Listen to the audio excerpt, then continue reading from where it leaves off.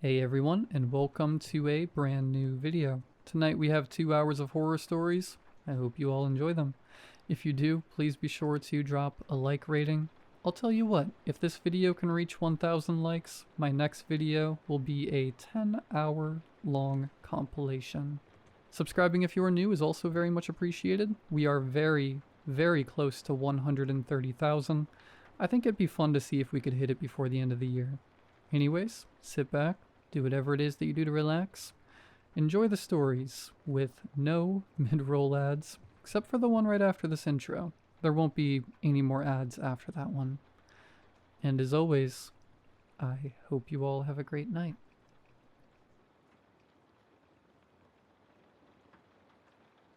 Warning, check your back seat.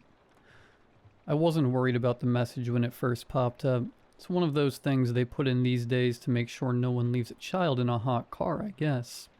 It had never shown me that message before, but I figured maybe a passenger had left a purse on the floor or something and it was detecting the weight. There wasn't anything there though. I looked under the seats and everything. Even ran my hands along the back edge to see if there was a wallet or phone stuck in the crack. I didn't think that sort of thing would set off the alarm, but the car was still fairly new, so I couldn't be sure. Regardless, nothing was there. I'd forgotten about it by the end of the next day, honestly, but when I pulled into my driveway and turned off the car, there it was again on my dashboard. I checked the back seat again. Still nothing. I hadn't had any messages from passengers looking for any lost items either. Maybe this was just a thing the car did. Just a general warning to remind drivers to check the back seat every time they got out. If so, it felt counterproductive. If the warning was there every time, people were bound to start ignoring it. It would just become part of the background. Also, I was sure that the car hadn't been doing this for the first several months I'd had it. On the other hand, this was the sort of change they might have pushed through a software update. There could have been some new legislation. Some lobbying group pushing to have this warning on permanently, like the meaningless parental advisory stickers on music. I looked online that night, searching through car forums and news posts for any mentions of this warning. I couldn't find any indication that it was supposed to be happening every time I turned the car off. In fact, it didn't seem to be showing up for anyone else. This problem was only in my car. Clearly it was just a bad sensor. It was probably still under warranty, but in order to get it fixed, I'd still have to leave it at the dealership for a day, and the warranty wasn't going to pay my lost income for the day off.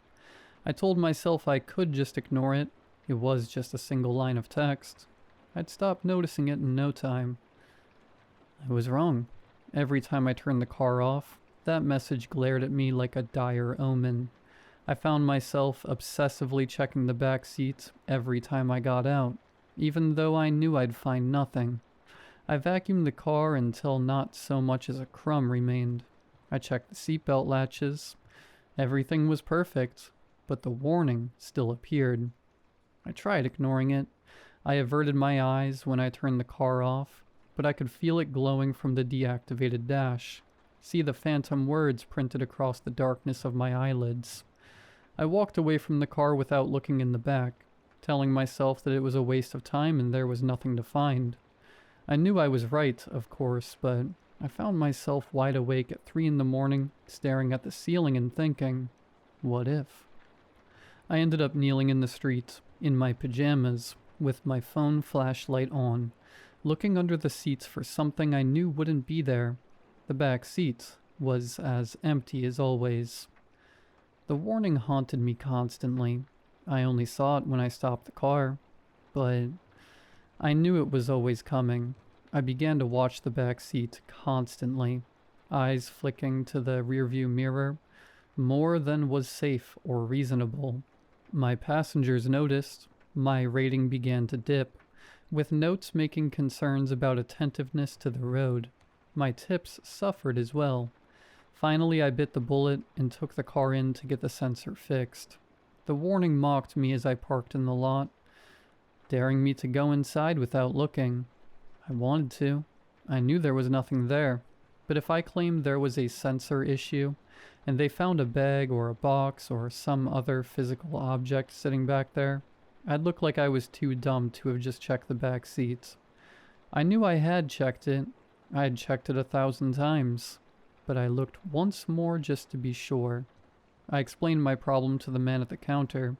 He typed some notes into his computer and said, "Gonna be a few hours until we can get you in." "That's fine," I said. "I'll wait." "You sure you don't have—" he began. I cut him off more emphatically than I intended. "There is nothing in the back seat. I have looked." All right, he said, raising his hands to placate me. "Just trying to save you some time in case." I went to look again after that. I really couldn't have stood being wrong at that point. It was empty. It was always empty. I knew every crevice of that back seat now. There was nothing there. I sat in the waiting room drinking coffee and playing on my phone. I was inexplicably nervous. I couldn't figure out why. It was just a sensor issue. They would find it and fix it. The problem would go away. It was crazy that I'd waited this long, that I'd let it get to me this much. Finally, they called me back up to the front. "Well, we can't find anything wrong with your car," the mechanic said. "What do you mean?" "There's absolutely nothing in the back seats. I have made very sure of that."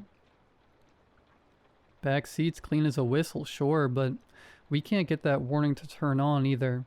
Not without someone in the back seat. It cuts on like it's supposed to with a person back there. But if it's just the driver, it doesn't show."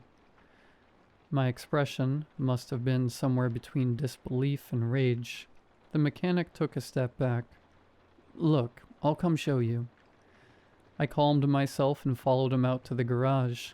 He turned on the car while I watched through the window. He let it run for a moment, then turned it off. No message appeared. "See?" he said. "We can replace the part if you want, but since we can't find an issue, it's not going to be covered under warranty, and we've got to take the entire back seat out to do it, so there's going to be a decent labor fee." I ignored him and got into the car. I turned it on and then, with trepidation, turned it back off. For the first time in weeks, no warning appeared. The rush of relief I felt was incredible. I turned the car on and off again several more times. There was no message. The warning was gone. "You happy?" the mechanic asked. "Unbelievably," I said. He shrugged. "Wish they were all this easy." I drove home feeling like I was floating. I hadn't realized how much tension I had been carrying, or how much my car had begun to feel like a prison. The road was broad and open. The day was beautiful. I was free. In my peripheral vision, a light flickered. Something on the passenger side of the car had blinked out. A little orange light I could not remember ever having paid attention to before. I stared sharply at it now, trying to figure out what had been illuminated. It blinked briefly again, or just long enough for me to read it. Passenger airbag off. It stayed on whenever there was no one in the front passenger seat. It was off now. The final short blink could have been anything. It could have been an LED failing, a sensor breaking, any of 1,000 electrical glitches, or it could have been something settling itself into the passenger seat. I pulled over to the side of the road. I left the car running when I got out. I did not look back as I walked away. There was no point. I knew there was nothing in the back seat anymore. I never went back for the car. The police called a few days later. They'd found my vehicle, they said. Some kids had taken it out joyriding. It was in bad shape. So were the kids. They were reviewing the dashcam footage, but did I want a copy for my insurance? I shouldn't have watched it. I knew that before I ever put the thumb drive in my computer, but I had to know. They were laughing at first, whooping and hollering as they sped away down the street, all clearly having fun at first.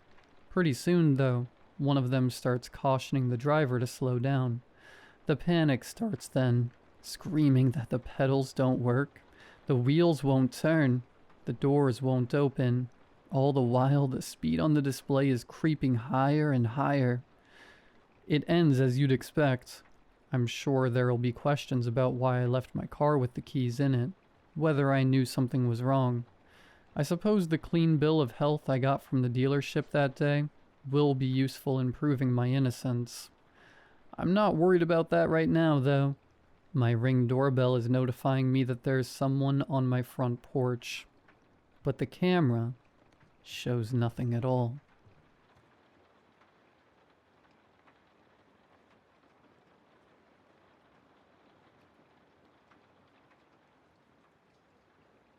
Ever find yourself jobless, angry, and fed up?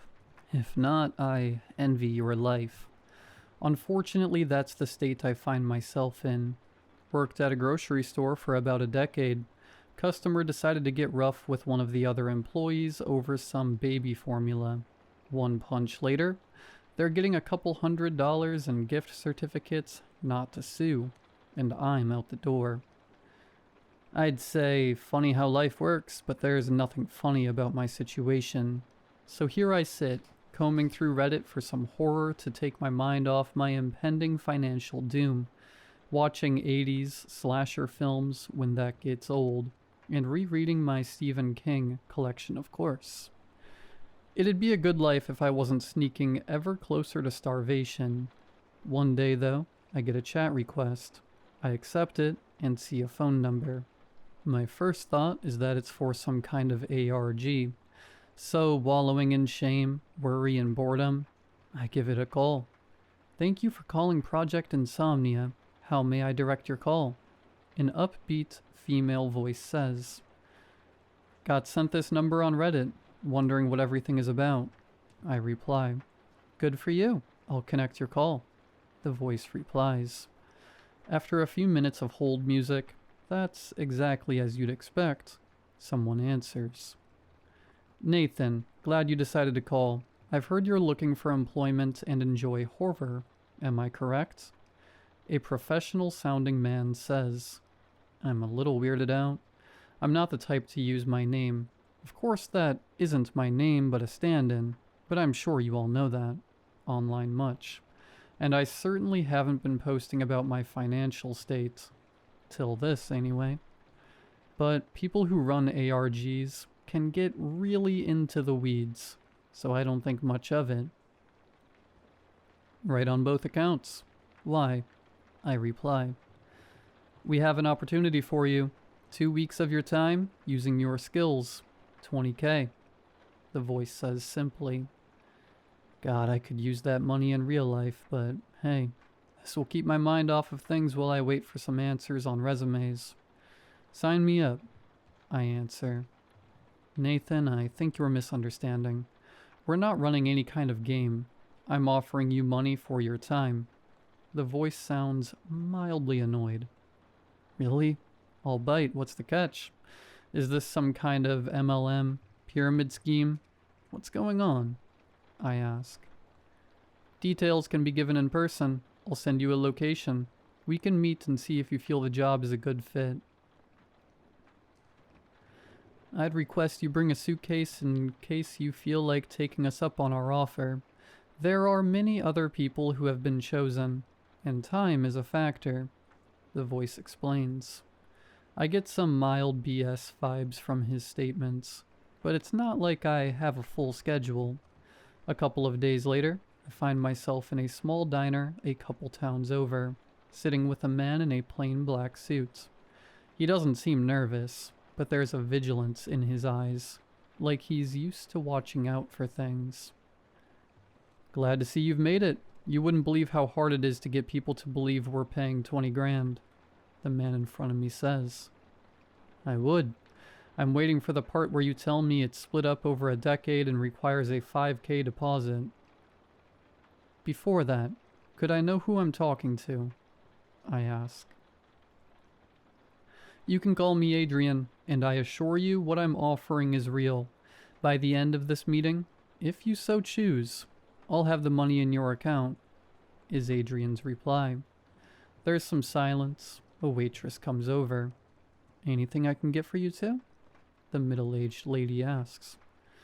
Coffee for myself and a clubhouse sandwich with fries for my friend, Adrian replies. I'm not shocked that he knew what I'd order, more amused. Whoever these people are, they've dug into me. You're trying really hard to cultivate a mysterious aura. It's working though, so what's the job? I say. Simple really. We want you to watch horror, lots of it, for extended periods of time, and give your observations, Adrian says. Is this some kind of AI training BS? I'm not that desperate, I reply. No, Nathan, you will be watching real people, nothing artificial about it. But I know the question you're really asking. Why are we offering you so much money for something you do every day? Will you hope to get a call back from the sanitation office or a McDonald's? The answer is not going to be as exciting as you think. Your accommodations are going to be rather Spartan, somewhere between a small apartment and a prison cell. We need secrecy and a high volume of participants, hence the arrangement, Adrian explains. My food comes. I feel like I'm under a microscope as I eat. Adrian's eyes dissecting my every movement. So this is some kind of test run, I'm guessing. Halloween-themed attraction at an amusement park? You're paying for me to shut up about it more than anything, I question. Adrian gives a half shrug. Close enough for government work. So what's the verdict? I've got 2 more people I have to see tonight, Adrian offers, sliding over a small stack of papers and a pen. I read through the contract, smirking a little. This is some McCaney Manor stuff here, Aid. Like, this part about consenting to methods of encouragement that may lead to physical harm. You can't sign away your rights against assault. So clearly you guys aren't going to be knocking out anyone's teeth. Adrian smiles. No one in organization has any intent to put hands on you. Astute observation, though. If you want my opinion, remove those parts. Just let people imagine what bad things could happen. But all the real bits seem in order. So what about my money? I ask. The grin Adrian gives me should have been my warning sign, but I was too busy getting a notification of $20,000 in my nearly empty bank account. Jesus, Murphy. You weren't kidding, were you? It's like someone tried to turn a submarine brig into a bachelor pad, I say, looking around the small room. There's a bed with thin sheets, a large desk with a few dozen monitors, and that's about it. Enough room to maybe do some push-ups, but nothing more. One thing I notice right off the bat is how the monitors are constructed. Thick, textured plastic leads to the wall, locking each of them in place. They're hardwired into the electrical system, the plugs being reinforced and grounded behind the wall. There's a small vent in the ceiling doing its damnedest to minimize the musty odor of the place. The toilet is what I'd expect, stainless steel and industrial, but at least it's clean. The door gives me pause, thick, steel, and with a slot in the middle. If the project takes off, maybe we will look into making the workspaces more comfortable, Adrian offers. Not like you can make it any less so. But hey, $20K makes it seem a lot bigger than it is, am I right? I reply. Meals are served 3 times a day. We've not found any dietary restrictions in your research on you, but if you have any, feel free to let us know. You may keep your cellular device, but usage in most cases will be seen as contrary to the rules outlined in the contract. Once daily, you will be expected to give a report on what you're seeing on the monitors. Attention to detail is key, Adrian explains. Okay, so this is kind of like a night trap meets escape room situation, I say, sitting down in a small computer chair, looking at the bank of various monitors. There's that attention to detail we're looking for. Watch the monitors, Nathan, Adrian says, closing the steel door. Want to know what I'm feeling? Joy. Yeah, everything is grimy and eerie as hell, but it's supposed to be. I'm alpha testing something or other. An immersive horror game, maybe. I light up a cigarette and immediately notice two things. The first is that all of the monitors are showing 3 different places. About a half-dozen screens apiece, give or take. The second is just how varied these screens are. Some are crystal clear, some are antiques, but all are behind a layer of almost imperceptible bulletproof glass. How do I know it's bulletproof glass? I don't, but it's clear. I can't scratch it, and I can't leave a scorch mark on it. Most of the monitors are dull. A fast food place, a gas station, and the inside of a house. After a while, though, someone comes home. A nice-looking lady, early 30s or so, smartly dressed and coming home late at night. I've been watching paint dry for hours.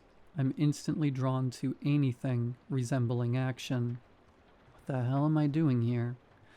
I say, frustrated as I watch her through an impeccable screen. The house is dark. Her kitchen lights obscure the background. Shadows play like feral cats in her McMansion. I yawn, wondering when dinner is, or for that matter, what time it is. Then I see it on one of the older monitors. Could just be glitches from the ancient tech, but I swear it's a pair of eyes. Subtle, well done. It makes the hair on the back of my neck stand up. But as quickly as they appear, they're gone. The woman turns, looking to where the apparition once was. As she does, her fridge door closes. Whether of its own accord or something else is unclear. Nice, I say, complimenting the scare. Theater or not, my heart's racing. Boring hours flew by like water in a dangerous lake. I'm brought something they assure me is dinner. Meatloaf, heavy on the loaf, nearly green. Green beans and cornbread I debate on keeping to whittle. At least the coffee is decent, and given to me in a 2-liter carafe. I look away when the woman starts changing. I'm starting to think this is live improv, and meeting someone after I've seen them naked seems gross. One lamp on the desk lights her as she places modest jewelry in expensive cases. There's a noise, a keening wail, and the woman turns around seeing nothing. We're in the same boat. That is, until I look at a smaller, black and white monitor. Standing in front of the woman is a rotten, lanky specter, torn asunder and enraged. Right in front of you, I scream, but she can't hear me. The objects in the room rattle. It's enough to scare the wits back into the woman. She bolts to her bedroom door. The thing, that mournful thing, grabs her by the arm. A sleeve of the woman's housecoat crumbles, the flesh beneath it beginning to wither. She tries to pull free, but the grip of the specter is immovable. She hammers down a hand, and somehow after 3 frantic blows, the spirit lets go, growling in rage. The woman gets distance between herself and the ghost, but the undead doesn't bother to move. Small furniture flies like it's been caught in a tornado. Windows rattle and fracture, sending broken glass in waves onto the carpet. The woman takes a wrong step, lacerating her foot. She holds on to a banister for support. The ghost laughs. The woman rises as if she's been picked up by one leg. She's screaming now, begging. Blood pours from her torn foot into her eyes. The spirit dangles her in midair. Her arms begin to twist and warp, snapping and breaking. I try to cover the speaker, but it's no use. I hear her pain. For a moment she's still. Then, defenseless, she falls. The feed on that set of monitors cuts out, and I'm jarred back to reality, sweat beading, nails digging into the armrests of the cheap chair. Well done, guys. I'm not usually one for ghost stories, but that was damn near worth the time, I say to whoever is keeping tabs on me. A few more hours of staring at the screens and there's a loud klaxon, jarring in the small room. The monitors shut off and a pre-recorded voice says, "Now begins your 10-hour rest period." There's a handful of reasons I have trouble falling asleep, not the least of which is the amount of coffee I've had. A close second, though, are those noises. I've watched everything from Psycho, great, to a Serbian film, horrible, and not once has audio stuck with me so much. I'm woken by that same eardrum-punching tone. Before I can brush the sleep from my eyes, a breakfast is shoved through the slot in the door. It's about as well made as dinner was. More coffee, and half a cigarette later, I hear a voice from an on-scene speaker. "Hey, Nathan," the voice says. I can hear paper rustling. "That's me," I reply. "Hi, call me Percy. I'll be asking you a few questions about what you watched the previous day. If you have any for me, by all means let me know." The voice is level, friendly. "I was expecting Adrian, to be honest," I say. Percy laughs. This is a little below his pay grade. I'm just a guy working a job, like yourself. But nicer digs. I'm also not making 2K a day. I smile. "So what do you want to know?" I ask. "Well, I'd like for you to give me your overall impression of what you've seen, with particular attention to things that stood out, or may have seemed odd," Percy replies. "The format is neat. You'd think I'd get obnoxious, but those actors you hired, and those effects, make it worthwhile." I'd cut down a little on the dead air, though. The ghost was scary, especially the wounding around the face. Unique is probably the right word. The sound effects blew me away. One thing, though. Why did the ghost let go when that lady hit her? Didn't make any sense. Maybe if she hit it with a Bible or something, but as is, I don't know. Kind of killed the vibe. Seemed a little lazy or silly. I explain. "Good catch, Nate. I'll have the higher-ups take a look into that. Not a bad way to earn a few grand, eh?" Percy replies. "It'd be better if I wasn't hanging around with the ghosts of my own farts. That vent isn't doing a damn thing," I joke. The next 3 days go by in much of the same way. I scan the monitors till something spooky happens, and do my best to point all the plot holes and stupid things I find. Not that there's much to pick apart. The variety alone makes things worthwhile. I'm seeing ghosts, demons, a couple of slasher villain types, and a handful of different creatures. Despite the sponge baths and stale air, it's honestly a dream job. But I wouldn't be posting here if the dream didn't turn into a nightmare. Day 5 shows me what this place is really about. Breakfast comes, the same as always. A dish I dub Greg's, due to their color and my love for a good port matcha. I answer some questions on the last thing I watched. Some kind of monster fight club. Seemed way too action-oriented. More like fantasy than horror, really. And get ready for another day. My selection consists of an empty barn, a deep forest, and... Adrian, I said in the interview, no AI BS. I'm out. Open the door, and if you want your 20K back, you can see me in court. I'm not going to be part of the downfall of art, I say. No reply. My issue is, I'm recognizing one of the places I'm watching on a set of monitors. Kumar's Comics. Now, I'm not much of a geek, but I've been known to buy a comic or two, and while I'm not in there every day, I know the owners well enough. Kumar and Jasprit Patel. A little over middle-aged, and the kind of folks that truly love what they do. There's no way. Other than some kind of generative special effects, I'm watching them. Guys, I'm serious, I say. I try to sound enraged, but I hear the anxiety in my voice. It's 20K, I whisper to myself, justifying tossing my artistic morals to the wind. The more I watch, the more people I know I see, the more I'm actually impressed. I hate saying anything good about AI, but if I didn't know better, I'd swear I was actually watching cameras hidden in the shop. The longer I watch, the more I think that this can't just be some kind of special effect. I'd try to shake the thought, but as the hours slowly tick by, it's all I can think about. But what can I do? How could I prove things one way or another? My hand starts to move towards my phone, a plan forming.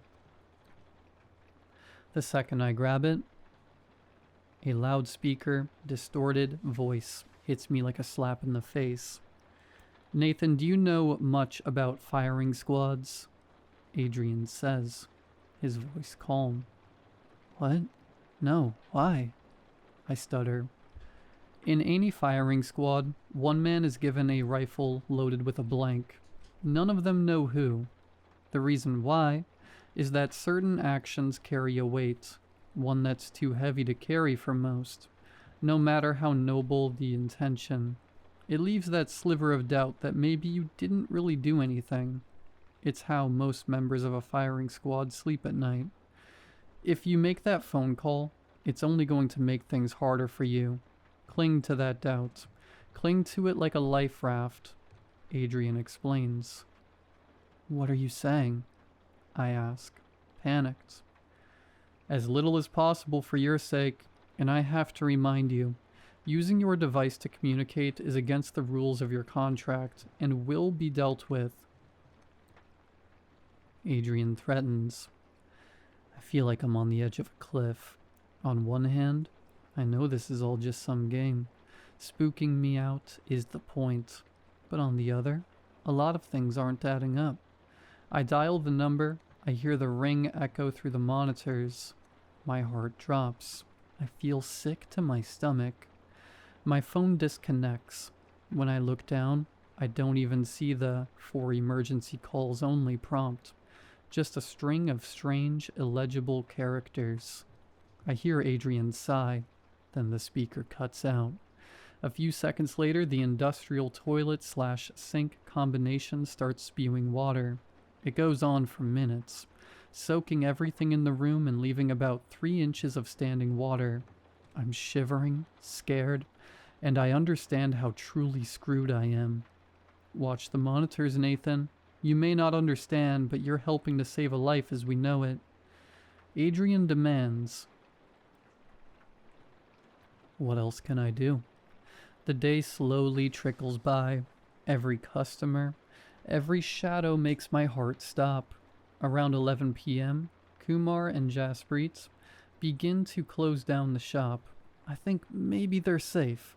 Is this just another of the feeds where nothing happens?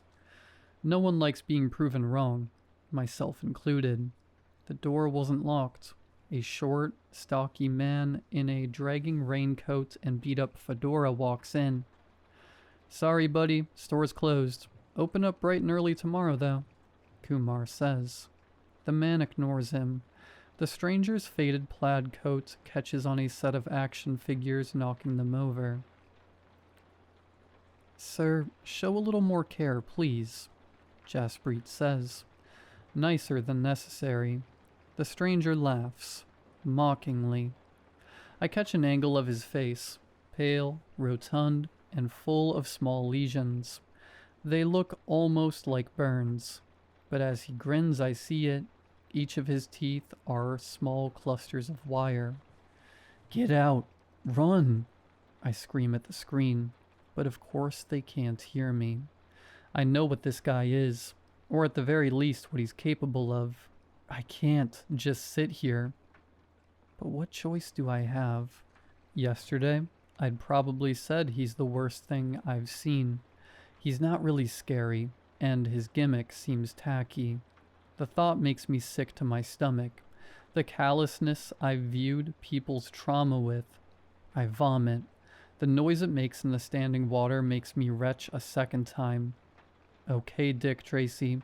Time to get out of my store before I call the cops. You have 10 seconds, Kumar says in a commanding tone. The stranger snickers again, then turns to Kumar and his wife. I don't speak Hindi, but the squat man does. What he says shocks Kumar enough. He picks up the phone and dials 911. Of course, there's no dial tone. The lights flicker, then dim, then go out completely. Kumar and Jasprit use their phones as a light, trying to find their way to the door. They reach it, but it doesn't budge. Kumar begins to rattle the door. There's an electric, arcing sound. Then above them is a twisted grin made of arching wire. I don't catch most of the violence.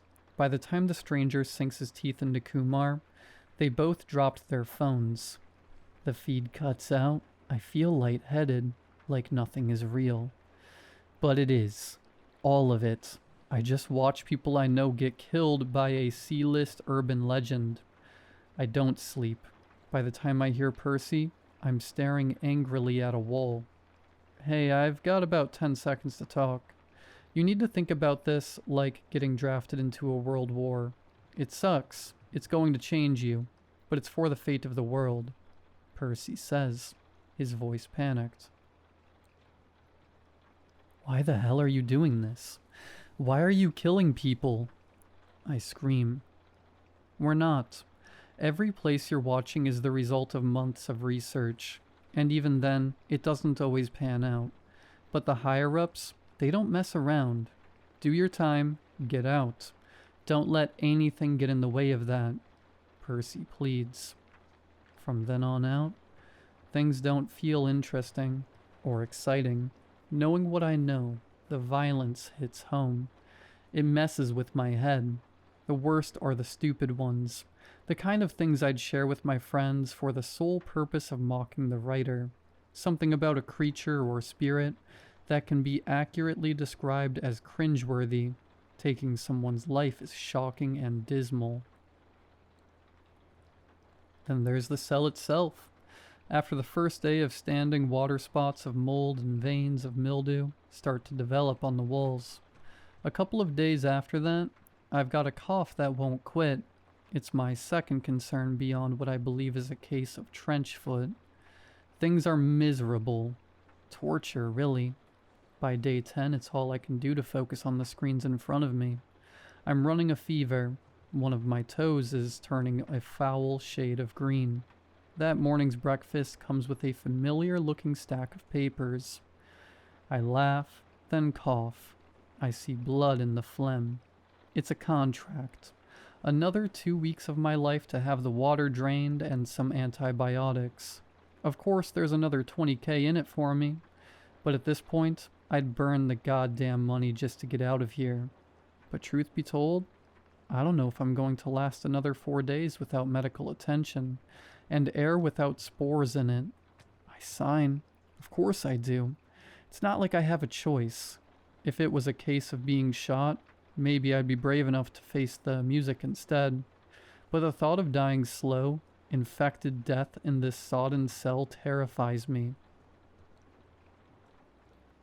There's no happy ending here. I'm still in this cell. Day 13, in fact. The first day since the 5th, I've seen a familiar place. My cell. It sits, perched in a corner of the room, looking down at me from the ceiling. I can't see it when I look up, but on an old, green-tinted monitor it lurks. I can't make out much of it besides what I think is a rusted old army helmet. Its long brass teeth reflect the scant light in the cell. Water is flooding my prison as I finish typing this, a punishment for reaching out to all of you. This is my cry for help, my scream to the void to try and figure out some way out of my situation. But this is also my warning. Something is happening in the world, something big and chaotic, and worse than anything we've seen before. Rules are breaking, Logic is failing. Things aren't what they seem. And someone, somewhere out there, is keeping an eye on all the Reddit threads and YouTube comments, looking for people that know what they're looking for.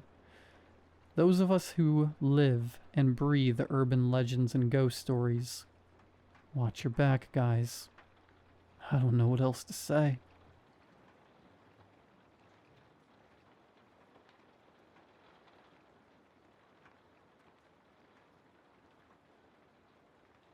My name is Celine. The title of this post is something I have whispered to myself for over a decade, but never dared to type out. People worry about your mental health when you talk about ghosts. They worry even more when you tell them you are living with one. But I'm 36 now. I'm established, I'm stable, and I'm far enough away from the event to look at it clearly. I need to get this down because I looked at her this morning, really looked at her, and I realized the truth is undeniable. To understand what I have now, you have to understand what I lost. It started 15 years ago. I was 21, living in a cramped, drafty apartment in Montreal, with the love of my life, Marianne. We were young, stupidly in love, and perpetually broke. Marianne was everything I wasn't. I was quiet, anxious, and prone to overthinking. Marianne was a firecracker. She was loud, she laughed with her whole chest, and she had the most piercing, impossible blue eyes I have ever seen on a human being. She was my anchor, until the night I let her drive away angry. The argument was stupid. It's the cliche of every tragedy, isn't it?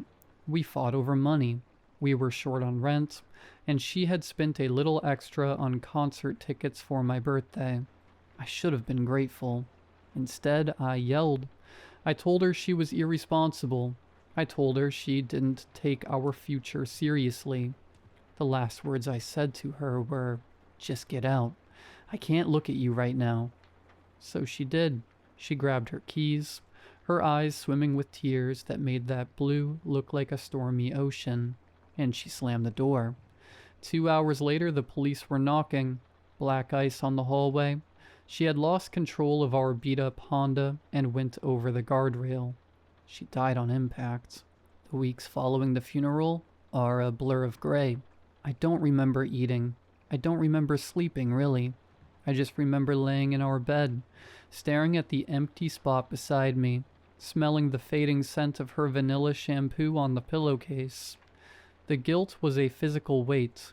It sat on my chest like an anvil. I had killed her. I convinced myself of that. If I hadn't yelled, if I hadn't kicked her out, she would be safe in bed. I was a murderer. That was when the activity started. At first, I welcomed it. It began small. I would come home from my waitressing job to find things displaced. A picture frame turned face down. The cabinet doors in the kitchen wide open. The temperature in the apartment would plummet, leaving my breath visible in the air despite the radiator clanking away at full blast. My grieving mind didn't register fear. It registered hope. "Marianne?" I would whisper into the darkness. "Is that you?" I assumed she was back. I assumed she wanted to tell me she was okay, but the atmosphere in the apartment wasn't comforting. It was heavy. It felt oppressive, like the air pressure before a tornado. 3 weeks after the funeral, the activity shifted from passive to aggressive. I was in the kitchen making tea. I had the kettle on the stove. Suddenly, the burner dial snapped from low to high on its own. The gas flared up with a whoosh. I jumped back, my heart hammering. I reached out to turn it off, and a mug from the drying rack flew off the counter. It didn't just fall, it was thrown. It shattered against the wall inches from my head. I stood there, shards of ceramic at my feet, trembling. "Marianne?" I cried out, tears streaming down my face. "I'm sorry. I'm so sorry." I thought it was her anger. I thought she was trapped here, furious at me for the way we left things. I deserved it, I told myself. She wanted to throw things. Let her. I deserved every bit of it. But it got worse. The nights became unbearable. I would wake up at 3 a.m. to the sound of heavy, wet breathing right next to my ear. Not the soft breath of a sleeping partner, but a raspy, guttural sound. When I reached for the lamp, the bulb would pop with a deafening crack, plunging me back into darkness. Shadows began to pool in the corners of the room, taller and darker than they should have been. They seemed to stretch toward the bed. I stopped sleeping. I became a ghost of myself, dark circles under my eyes, shaking through my shifts at work. The culmination happened on a Tuesday in November. It was a month after the accident. I was lying in bed, fully dressed, because I was too terrified to change into pajamas anymore. I was staring at the ceiling, waiting for the sun to rise. The silence in the apartment was deafening. Then the temperature dropped. It wasn't gradual. It was instant. The air went freezing cold, so sharp it hurt my nose to inhale. I squeezed my eyes shut. "I'm sorry, Marianne," I whispered. My mantra of guilt. Something grabbed my ankles. It wasn't a gentle touch. It was a vice grip, strong and painful, like two bands of steel clamping down on my bones. I gasped, my eyes flying open. I tried to kick, but my legs wouldn't move. With a violent jerk, I was ripped down the mattress. I screamed, I clawed at the sheets, desperate for purchase, but the fabric just bunched in my hands. I was dragged off the foot of the bed, my hips slamming hard onto the hardwood floor. The grip didn't let go. I was being pulled across the floor of the bedroom, toward the open closet door. The closet was a gaping maw of darkness. "Marianne, stop, please!" I shrieked. I grabbed the leg of the heavy oak dresser as I slid past. The friction burned my palms, but I held on. The force pulling my legs was immense, threatening to dislocate my hips. I was sobbing, hysterical, kicking wildly with my feet against empty air. Suddenly, the grip vanished. I didn't wait. I scrambled up, scrambled into the corner of the room and curled into a ball, hyperventilating. I stayed there until dawn broke, watching the closet, waiting for her to come back and finish me. I looked at my ankles in the morning light. There were bruises, distinct, finger-shaped bruises, but they weren't the size of Marianne's hands. Marianne had small, delicate hands. These marks were large. The fingers were too long. A cold realization settled in my gut. That wasn't Marianne. Marianne had a temper, yes. She could be fiery, but she was never cruel. She would never hurt me physically. She loved me. Even in our worst moments, she loved me. Whatever was in my apartment, whatever was dragging me toward the dark, wasn't the woman I loved. It was something else. Something that fed on misery. And I was an all-you-can-eat buffet. I was terrified to go back to the apartment, but I had nowhere else to go. I spent the day walking around the city, freezing in the November wind, dreading the sunset. That evening, as I approached the front steps of my building, I saw something sitting near the communal trash cans. It was a cat. It wasn't scrounging for food, and it wasn't fleeing from the noise of the street. It was sitting perfectly still, its tail wrapped neatly around its paws, watching me. It was a calico, mostly white with patches of orange and black. I stopped at the bottom of the stairs. The cat stood up and let out a soft merp sound. It walked right up to me, winding through my legs, rubbing its cheeks against my shins. I reached down automatically to pet it. The fur was soft, surprisingly clean for a stray. Then the cat looked up at me. The breath caught in my throat. The eyes, they were blue. Not the greenish yellow or amber typical of cats. They were a deep, striking, impossible electric blue. They were her eyes. I fell to my knees on the sidewalk, ignoring the cold concrete. I stared at the cat, and the cat stared back with an intelligence that felt jarring. It bumped its forehead against my nose, purring, a sound like a small engine. "Hey," I whispered, my voice trembling. The cat didn't run away.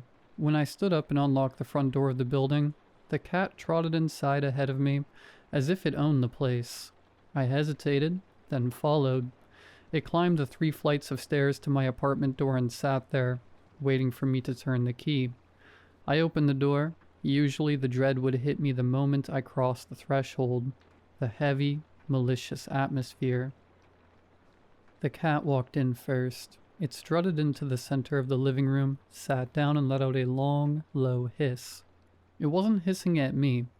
It was staring at the dark hallway leading to the bedroom. The fur along its spine stood up in a rigid ridge.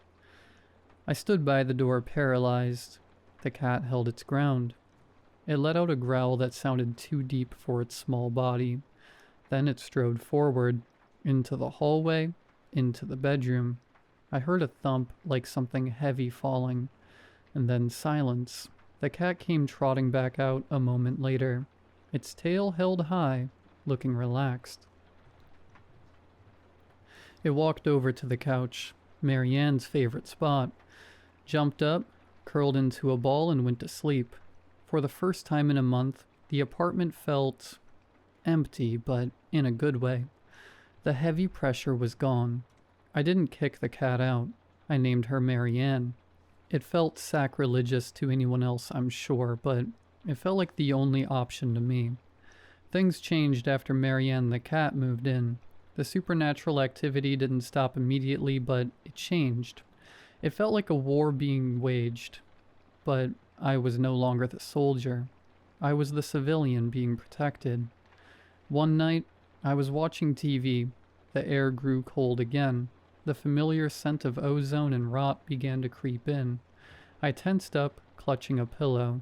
Marianne, who had been dozing on my lap, instantly woke up. She leaped off the couch and stood in the center of the room. She stared at an empty corner near the ceiling, her eyes pinned back flat against her skull. She let out a scream, that specific, yowling caterwaul that cats make when they are about to fight. The lights flickered. The TV turned itself off. Marianne launched herself at the wall. She literally ran halfway up the drywall, claws out, swiping at the empty air. I saw, and I swear this is true, a dark, misty shape recoil from her.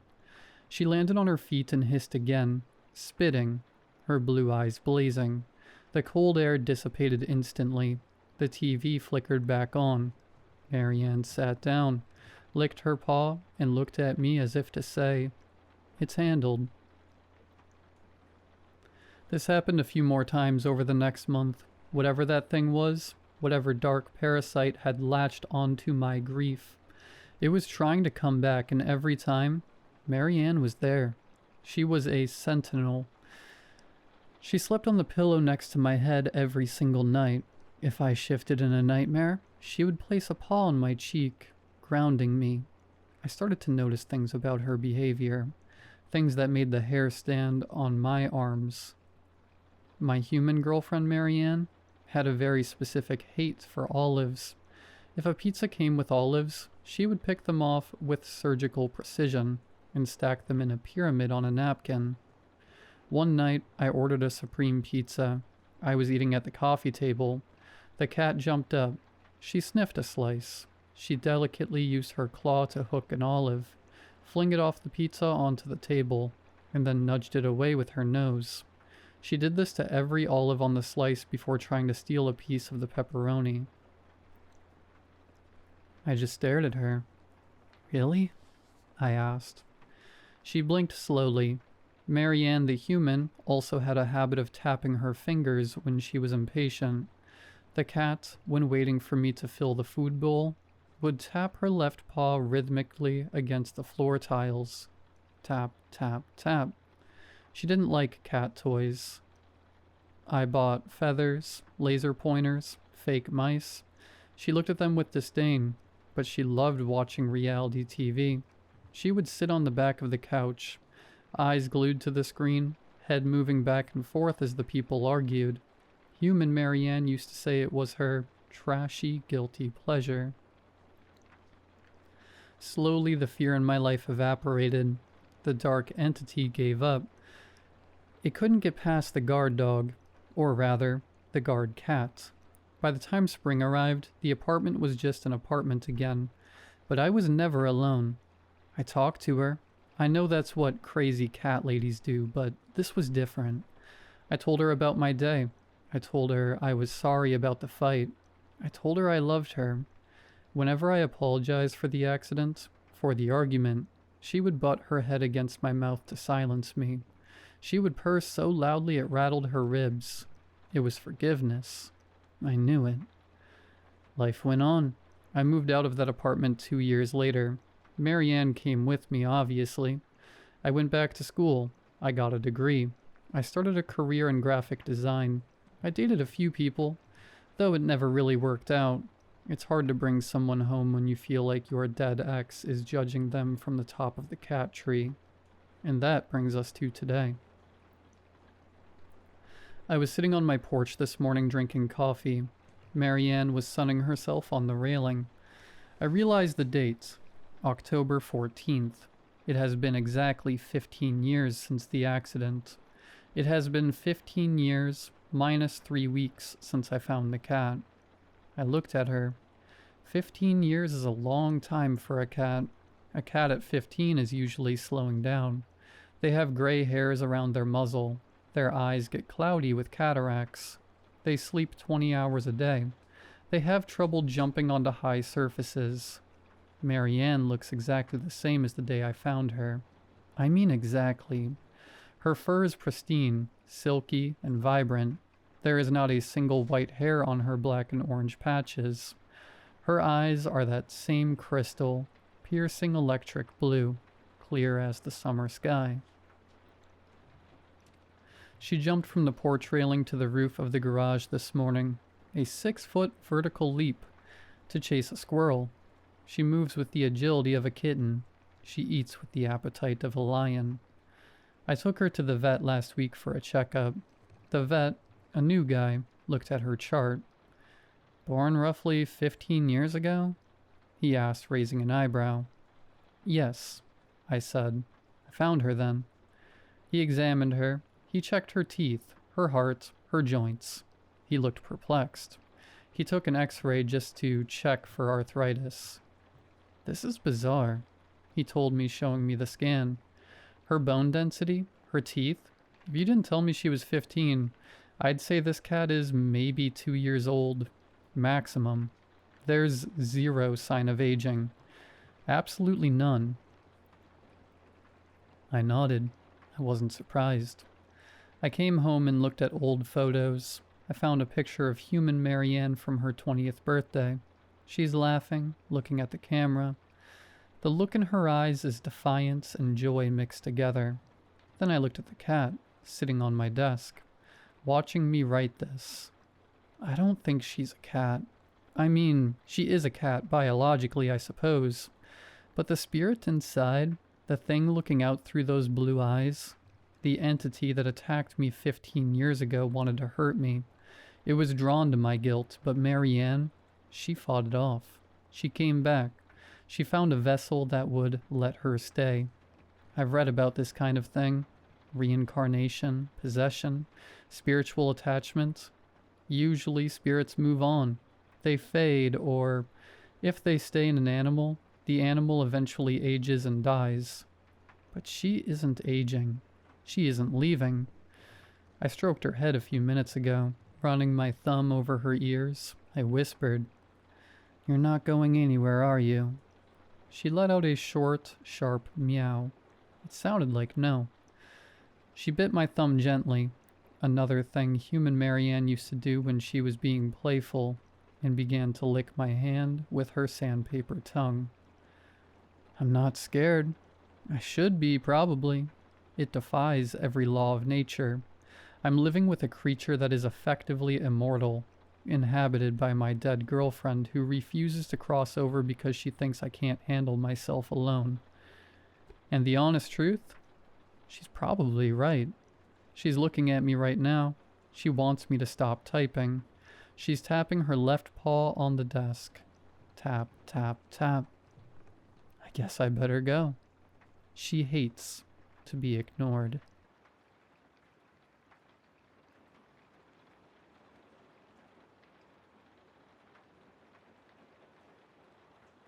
It is just a kid's book. A title spelled in rainbow blocks. Thick pages. Almost a baby look, really. The recommended age is 3 to 5. Zoe and I found it in a dusty box in the storage room at Colvin Preparatory School. Mrs. Lemon, the owner, tries to make us feel better by calling us after-school teachers, but we are babysitters. The most teaching we do is remind the kids to not pick their noses during snack time. Our real job is to keep the kids safe, and at least somewhat entertained while their doctor and lawyer parents make the money to pay the tuition. The work isn't glamorous or interesting, but for a part-time job, the pay is good. Private school and all. There were only a handful of kids today. Mrs. Lemon said it was a popular week for vacations. Seeking to make the most of her money, Mrs. Lemon assigned me and Zoe to clean out the storage closet while she watched the children. We weren't sorry. Cleaning out the closet was easier than corralling the kids. The hardest part was not choking on the dust. Even in the dark closet, we could see the thick gray blankets of dust on the cluttered shelves. "Can you turn on the light, Hooper?" Zoe asked. I flicked the switch. Nothing happened. "Hooper." "Sorry, I did." I looked up to see an empty socket. "Well?" I gave Zoe a nervous look. "Don't say that. Mrs. Lemon might hear you. Zoe is the best part of the job. I don't want her to get fired." "That's right. I wouldn't want to lose the chance of a lifetime." I tried to not let her see my dopey grin. "We better get started." I ripped open a box. Its cardboard was soft with age. Manila folders filled with what looked like old personnel records. "Box of junk here." I looked back to see Zoe playing on her phone. I coughed to encourage her to get to work. "What about you?" She sighed and started to tear open the box closest to her. It was a smaller box about the shape of a pizza box. It sat crooked on a bigger box like someone had thrown it in the closet in a hurry. "Well, let's see." She tossed the strip of cardboard into the shadows and pulled out the book. From the fluorescent light in the hallway behind us, I could just see its cover. It showed a papier-mâché sun behind a platinum blonde girl smiling in a pink dress. Or it was supposed to be a girl. Walking over to Zoe to look at the book more closely, I saw it was actually a grown woman. She looked like a girl because she had sharp circles of blush on her cheeks and stone-stiff pigtails on her shoulders. Her toothy smile looked like it hurt. "What the hell?" I asked. Zoe didn't seem to notice how wrong the book was. She laughed at it like it was a tacky knick-knack. "Oh man, how long do you think this has been here? It's probably older than Mrs. Lemon." Put it down. Let's get back to work." Hold on, we have to read it." She sat down on a box and gestured for me to sit in front of her. I sat. I have never been able to tell a girl no. "Okay, quick." Zoe started to read like she was back in the classroom, trying to calm down a mob of kids. She turned the cover towards me with a dramatic flare. I looked away. The woman's smile was too bright. The national television network presents Sunny Sandy. I should have ripped the book from her hands right then. Meet Sunny Sandy. Sunny Sandy lives in Sunnyside Square, where the sun can never stop shining. Sunny Sandy is a good girl. She is always sunny. She is never sad, or angry, or tired, or hungry, or scared. That would be bad. Sunny Sandy is a good girl. She is always sunny. Always. By the time Zoe read always, the hairs on my neck were standing straight. I breathed a sigh of relief when she closed the book. I expected to see her sharing my fear, or, knowing Zoe, maybe rolling her eyes. I did not. expect her smile. "How precious," she cooed. "Wasn't that precious?" Her eyes were harsh rays of sun beating down on me. I stood up to escape the heat. "Not particularly. Let's get back to work." I went to take the book from her. She held it tight. "Now, don't be silly, Hooper. We're going to read it again." She took my hand and tried to drag me back to the ground in front of her. The iron of her smile matched the iron of her grip. "Like hell." I snatched the book away from her. When she tried to hold on to it, she fell backwards over the box she had been sitting on. In the cramped closet, there wasn't enough space between her head and the wooden shelf. Her head cracked on one of the crossbeams on her way down. I dropped the book and rushed over to her. She was lying in a slump between the box and the shelf. Her arms and legs were stuck up like she was an insect on its back. Blood rushed from the crack of the back of her head. I couldn't see the wound, but the red pool told me it had to be deep. Through all that, she held her smile. "Come on," I shouted. I lifted her into my arms. "We have to get you to the hospital." Her voice was perfectly calm. "Thank you, Hooper. That's very kind of you." I took her to Mrs. Lemon, who drove her to the hospital. Between the crack on the wood, and when I laid her in the passenger seats of Mrs. Lemon's pickup truck, Zoe never stopped beaming. I watched the kids until their parents came for them. I played pretend with them to stop my mind from imagining what might be happening to Zoe. I didn't want to go home at the end of the day. I still hadn't heard anything, and I wasn't ready to be alone with my thoughts. Procrastinating, I went back to the storage closet. Standing in the hallway light, I saw the woman smiling up at me.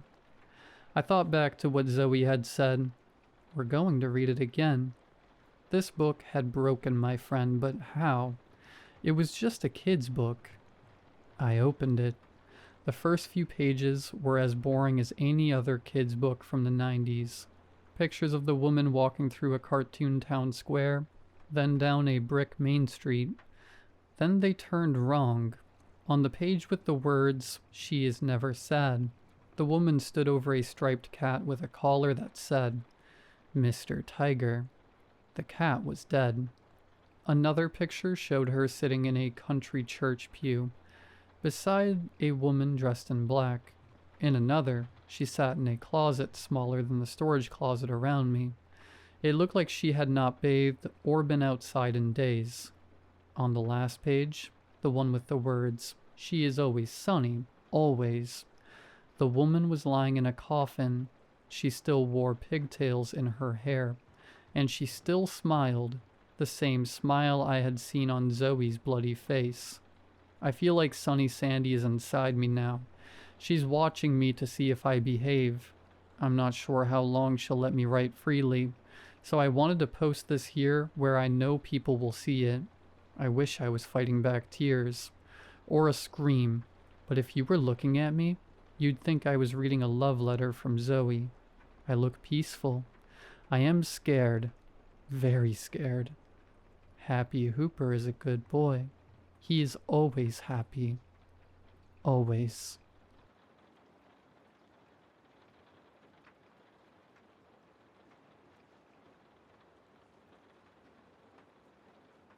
It started a week ago when I got a notification on Instagram about a new follower. I got random requests all the time, so it didn't stand out at first. The username was Optimus.Prime33. Not exactly subtle, not exactly human. No profile picture, no posts, no bio. Following exactly one person. Me. I didn't follow back, obviously. I don't follow empty accounts unless I know the person, and I didn't know this one. Actually, I didn't know anything about this one. 0 mutuals, 0 footprint, 0 reason to exist. I remember looking at the picture for a total of 3 seconds and thinking, bought, closed the app and moved on. End of story. Or so I thought. The next morning I woke up, brushed my teeth, made the same coffee I drink every day, and sat on my sofa replying to boring work messages. My phone buzzed with a notification from Instagram. Optimus.Prime33 mentioned you in a post. I rolled my eyes, thinking it was probably some spam reel tagging random people. Opened it anyway. It wasn't a reel. It was a photo, a picture of my building. My building. Not a stock photo. Not something anyone could Google. My actual building, taken from the street. The angle was unmistakable. My floor, my balcony railing, the light from my bedroom window, everything. Caption, you're still here. I remember sitting there staring at my phone thinking, who is this? I clicked the profile again. Still private. Still no posts except this one. Still following just me. Still no followers. It felt like a blank mask staring back. I tried blocking him. Instagram behaved like it would. User blocked. But when I refreshed the page, the account was still there. Nothing changed. I tried again. Same thing. The account clung to me like glue. I shrugged it off and went to work because honestly, I wasn't about to lose my day over some idiot with a Transformers username. Later that afternoon, another notification. Another tag. This time it was a picture of me, walking to the lift, taken from the lobby. The lobby was empty when I left my apartment. I'm not imagining that.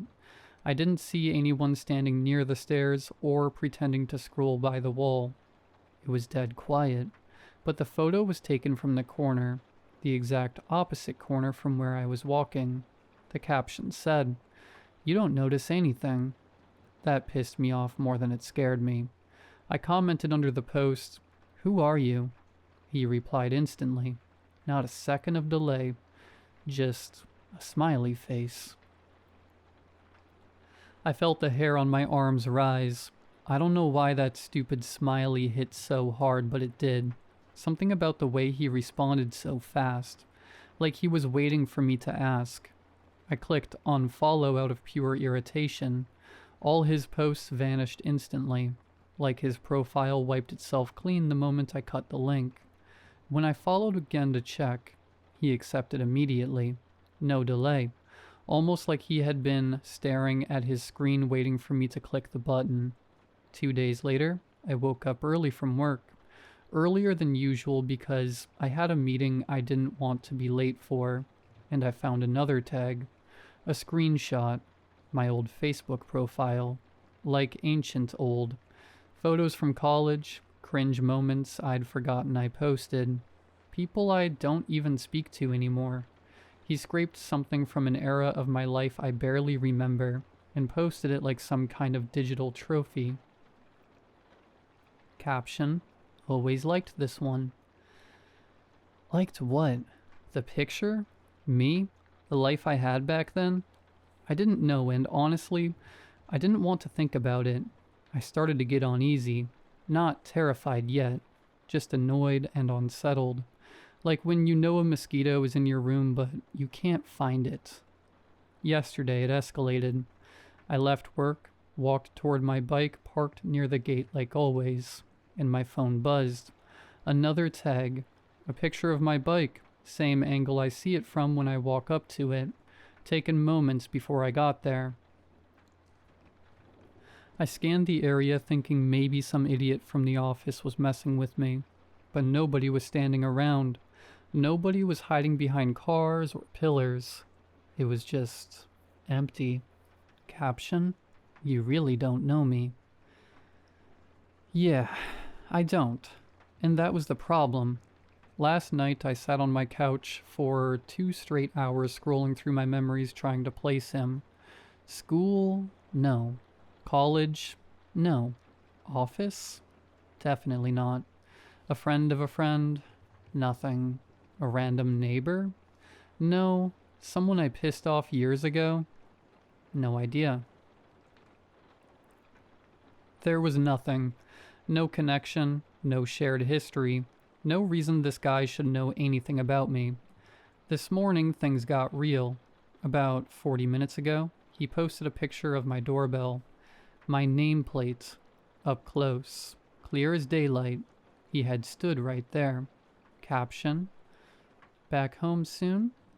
That was it for me. I grabbed my keys, grabbed my phone, didn't even check if the door was locked. Just walked straight out. Didn't call anyone, didn't tell anyone. Just walked fast and didn't look back. I must have reached the police station in 5 minutes flat. Probably broke a walking speed record. And now I'm sitting in this crappy plastic chair with people screaming down the hall and constables walking past without making eye contact. The fan above me is rattling like it's about to fall. My palms are sweating. And I'm typing all of this out because I haven't figured out how to explain this without sounding insane. Hi, sir. Some guy with a Transformers username is tagging me in pictures of my balcony. Yeah, great. Sounds normal. I opened Instagram to check if he posted anything new. Nothing. The same set of posts, arranged neatly like a timeline of creeping dread. I tapped each one again. My balcony, me near the lift, my old Facebook profile, my bike, my doorbell. I zoomed into each picture trying to find clues. Reflections, shadows, footprints, corners, anything. There was nothing. Whoever took these photos was careful. Too careful. I checked the timestamps. They lined up with my routine, almost perfectly. Morning, afternoon, post-work, late evening. This guy knew my schedule. I even checked the metadata on the photos. Instagram strips, most of it. But I checked anyway. Nothing. I tried Googling his username. Nothing. No Reddit, no Twitter. No stray gaming IDs. Nothing in any breach database. No traces. Like the account exists only on Instagram. Only connected to me.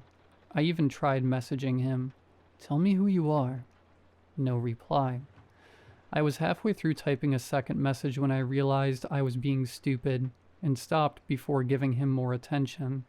And now I'm here, stuck in a police station, typing this all down while constables keep walking past me like I'm a stain on the floor. I wish I could say I'm calm. I'm not. I'm trying so hard to pretend I'm not affected, but my chest feels tight, and I keep checking the station doorway expecting him to walk in. I keep refreshing Instagram every few seconds, and each time I brace myself for another notification. I swear I'm shaking writing this.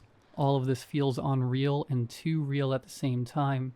A stranger following me everywhere, taking photos, posting them seconds later, reacting instantly when I unfollow or comment. It's too much. I'm trying to appear normal in the police station, but I keep glancing at the entrance. Every time the door moves, my heartbeat jumps. Every time someone coughs behind me, I flinch. Someone has been watching me for a week, closely enough to know when I leave my room, when I enter my lift, when I park my bike, when I unlock my door, when I panic. I'm trying to steady myself, but my fingers won't stop tapping the screen. My phone buzzed as I was typing this out. Another tag, another post. My hands are cold. I opened Instagram without thinking. This time it was a picture of me, sitting on this same plastic chair, typing on my phone. My shoulders hunched the exact way they are right now. My thumb mid-swipe, my leg bent at the same angle. Everything identical. It was taken from beside me, right next to my shoulder, like someone stood inches away while I typed, and I didn't notice anybody standing there. The caption read, "This won't help."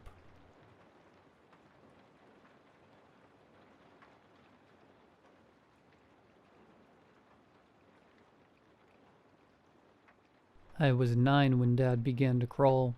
I remember the summer had been a particularly long one, or at least it felt like it. It was one of those years that didn't go the way you expect years to go. We'd had no rain since January, and the sun came out suspiciously early, though the temperatures remained low well into June.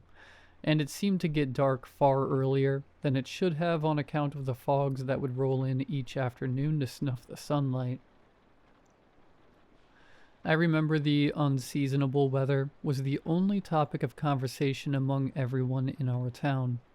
But that was the same most years, and the weather being wrong is seemingly commonplace everywhere now. But that year had been especially off. Memorably so. Especially since it also brought us the September when Dad began to crawl. It wasn't as strange as it sounds, at least not to us. We grew to accept this new way of things quite readily. That was just something he did now. My dad was prone to change, though perhaps no more than anyone else outside of the madhouses. Sudden diets, interests, and hobbies that disappeared as quickly as they'd begun. Changes in style. The hat phase, famous to us. And he was in a habit of growing his hair long before shaving it all off and starting again. A little less growing back each time it came, though. If you were to look through our family photographs, you'd be forgiven for thinking a different man assumed the role of Dad each year, and, figuratively speaking, you'd be right. He was difficult to know. Not because he was especially guarded. If anything, he was rather open and forthcoming for a man of his era, but because of his variability. It's not that he wasn't a genuine or earnest man. I very much think he was. But he was multiple quite different, genuine, and earnest men all in one lifetime. My mom would jokingly say things like, "That's the man I married," all 12 of him, whenever he appeared with a new look or hobby or deeply held conviction about something. It didn't seem to bother her much, which I suppose is a good thing. To this day, I feel a great deal of envy whenever friends or people I meet describe their dads, even if the characterizations are usually negative. Everyone seems to resent their dads, the drunks, the abusers, the evangelists, but they invariably knew them, even the worst of them. But my dad was my dad. I knew that much. And one day, my dad started crawling. I don't remember there being a clear point in time where he stopped walking, but nor was it a gradual development. It was a shift straight from one way of things to the new way of things. Dad crawled now. When he moved around, he crawled on his hands and knees. Not like a dog. He crawled like a human adult male would crawl. If he needed to move fast, he'd arch up and use the balls of his feet to propel himself instead of his knees. Everything else was the same at first. He'd still talk to us normally, still do his chores and errands.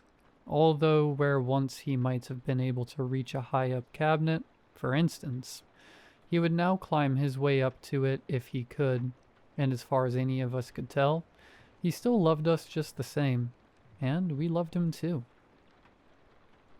I don't remember there ever being a situation where I felt embarrassed by him, even when he'd go out and about in town like that.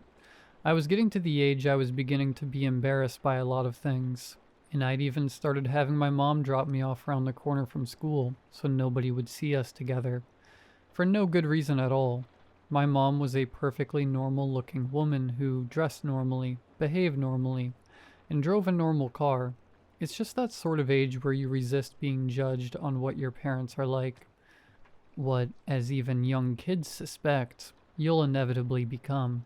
Yet despite my ordinary squeamishness about being associated with my parents, I had no such misgivings about Dad walking around with me on all fours. I don't remember anyone mentioning it, no strange looks or loud whispering, and none of the kids at school ever brought it up, even the ones who would routinely wield any reachable tool to degrade and humiliate me, to make me feel like less of a person than I was. In hindsight, it seems very odd that my crawling dad barely raised a glance, though I suppose it was not the oddest thing about that year. One thing that was nice, refreshing even, about my dad crawling was that it seemed to have stopped him developing new uncharacteristics. Once he'd gone down on all fours, he never found any new obsessions, never felt the need to change his appearance, never started exhibiting any new mannerisms or accents. It was as if all of that experimentation had just been a long process of discovery, trial and error leading him towards his final form, his final truth, that he was meant to crawl the earth rather than walk it. We're more aware now than we were then that people are often ill-suited for their lot in life, whether genetic or environmental, and that the only chance at contentment for many involves altering some of these things by force. For my dad, it seemed, this was the thing he'd had to alter. He didn't ever seem particularly discontented while he was vertical, though I can't definitively say he was happy either. I suspect the hobbies and other attempts at transformation would frustrate him when they didn't work as he'd hoped they would, and you could sense a certain lowness about him when this happened. Each phase would give a honeymoon period lasting no more than a week or two, before he'd either start to sway, gradually reintroducing prohibited foods, for instance, or outright change course quite suddenly. The shift from standard Protestantism to a kind of mystic scientism. Come to think of it, one victim of all this constant shifting and twisting around might have been his ability to have and care for a family. We were one of the few permanent results of a personality, a phase which involved him being a caring and devoted husband and father, and one which might have stood in the way of the drifts to come. When he fancied himself a writer or an inventor, I remember feeling more than ever that we were a hindrance rather than a blessing, or a core component of his own identity. Well, he never expressed this outright. It was something we could all sense, and I think we only accepted it because we all knew that it wouldn't last very long before he adapted into something for which we were a welcome addition. In any event, whatever discontentment he may have experienced in the course of all these things dissipated entirely when he started crawling. He'd found his thing, and we were all glad for him. I don't think any of us thought more than that of it until later, when the other dads started joining in. I'll admit that, like all 9-year-olds, I wasn't paying as much attention as I should have been. Any childhood is comprised of moments, really, a procession of abstract glimpses and impressions that can't be coalesced into a coherent story until long after that part of the story is over. I remember being confused when grown-ups would be able to talk about life holistically, interpreting things from the past and extrapolating into visions of the future. It might as well have been magic, and I suppose in many instances it is like magic, or at least appears to have the same rate of failure as any other nebulous, esoteric form of divination. And though I believe I am able to recount the events of that winter in a way which represents the truth of what they were and the implications they might have, I suppose I can't be sure either. All I can do is try to remember the least of what it was, something no one else seems fit or willing to do when it's brought up. Our town was a family town, in the sense that people between the ages of about 18 and 35 didn't really exist there. You were either a kid or a parent, or a grandparent. The kids would often leave as soon as they were able, and stay gone until they were old enough to come back with a family. Who could blame them? There were precisely 0 avenues of establishments in the town itself, where you weren't under the constant glance of sensible adults. As such, we were forced to develop and explore our independence out in the insecurity of wilds that immediately surrounded the town. Scattered throughout the woodland were gravel pits, disused shacks, and abandoned vehicles. The woods were our town. We made it ours. Indeed, so complete a microcosm of society it became, its own machinations. Rules and class systems were organically and spontaneously established.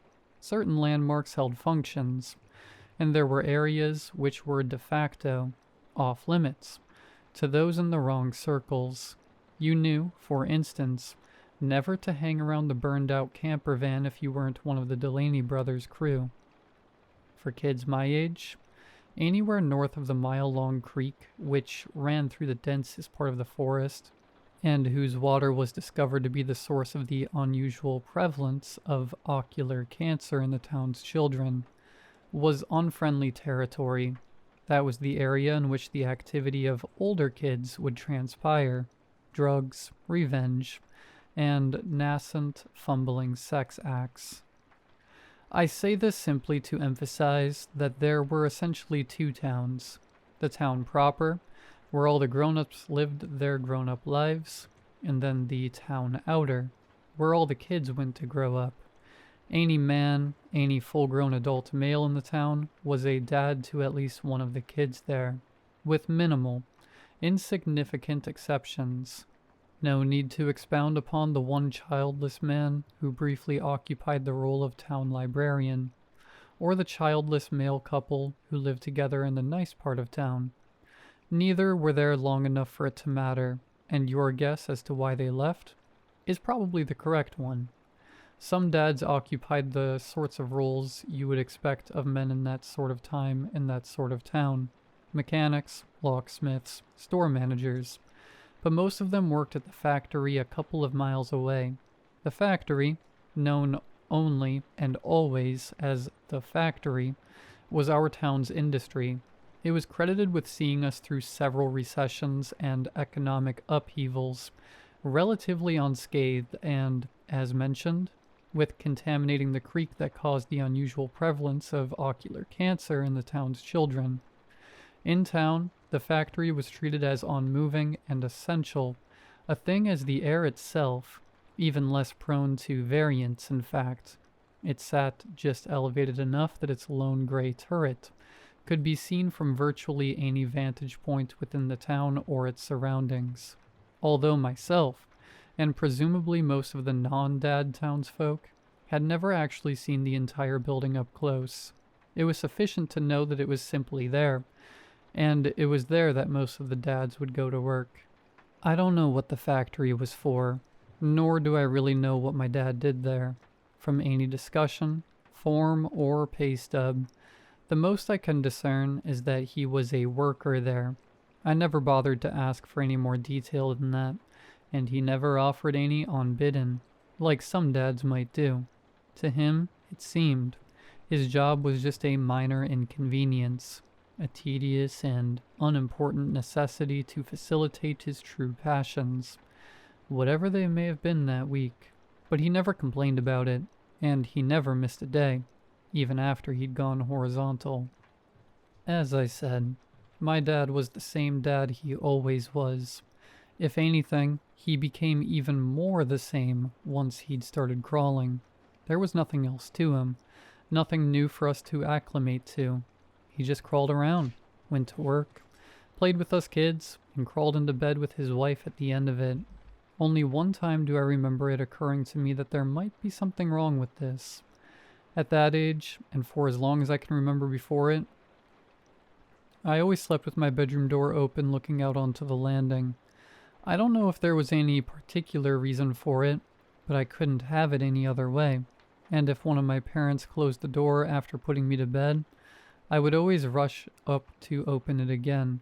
There was nothing I was actually scared of, yet it would send a cord of terror down my spine as soon as that door closed while I was in bed. One night, I'd woken up suddenly from what must have been a bad dream, one of those ones so terrible that your memory rejects them outright.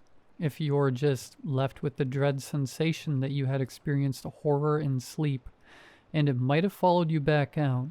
The wind outside had been pummeling the trees so the tendrils of their branches scratched against my window, adding sensory stimulation to my already overwhelmed juvenile limbic system. Instinctively, I did what I'd always done in this situation and cried out for my dad.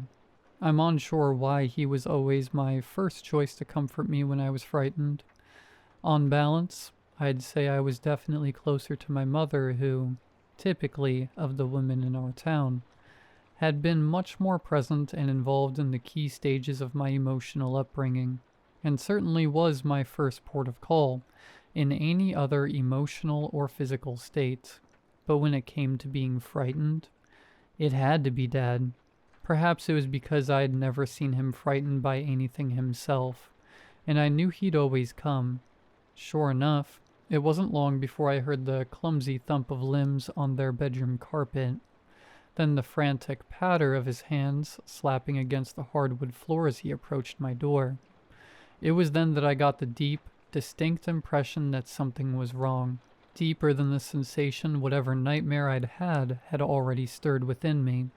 The sound of my dad approaching, the sound that would typically comfort me in a state like this, was making me more terrified than I'd ever been.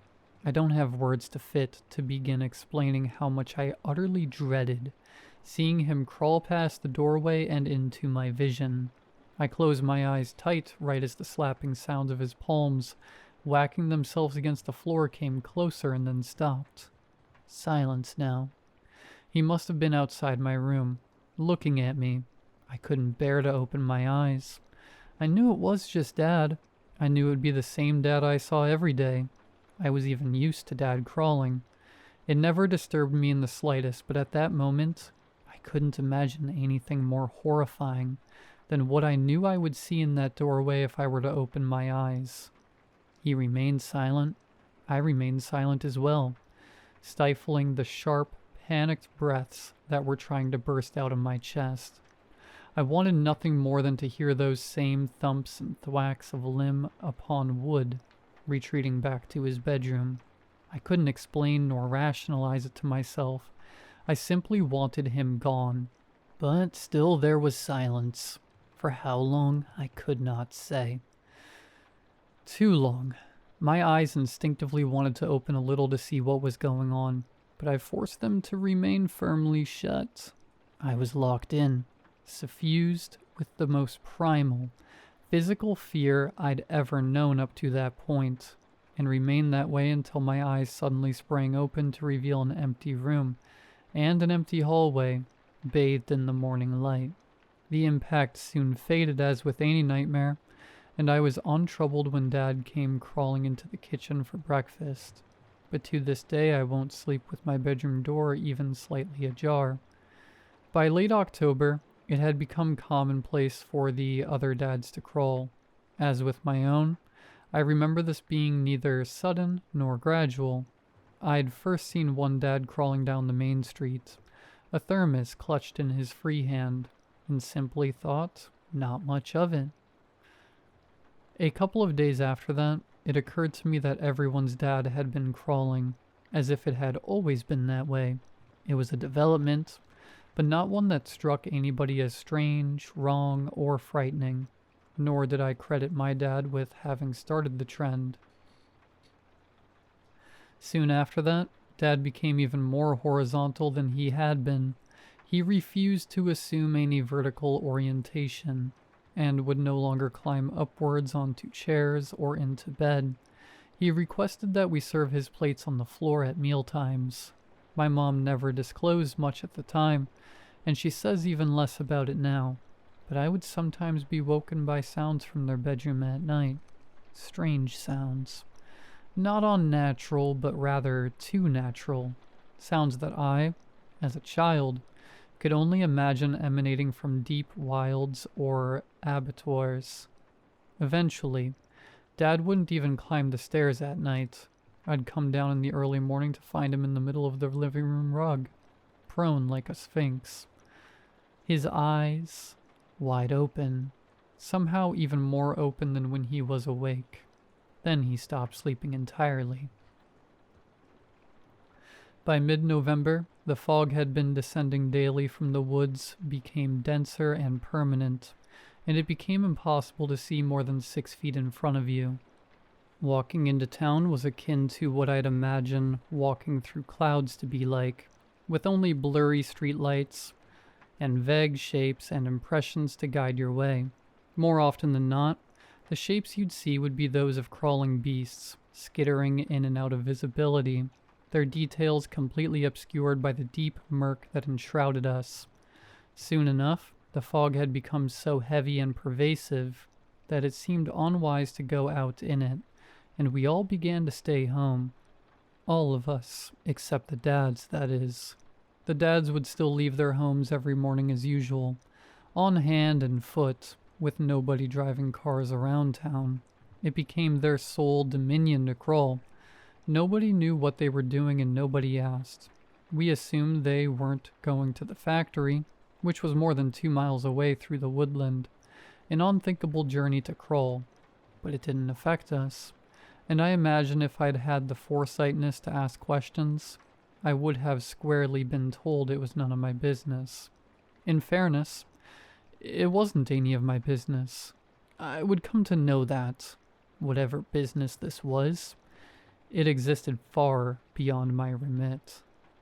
That the dads were doing what the dads were doing is about as close to certain as I can be on the matter, and as long as Dad came home, I had no reason to concern myself with it any further. One evening, early December, Dad didn't come home. None of them did.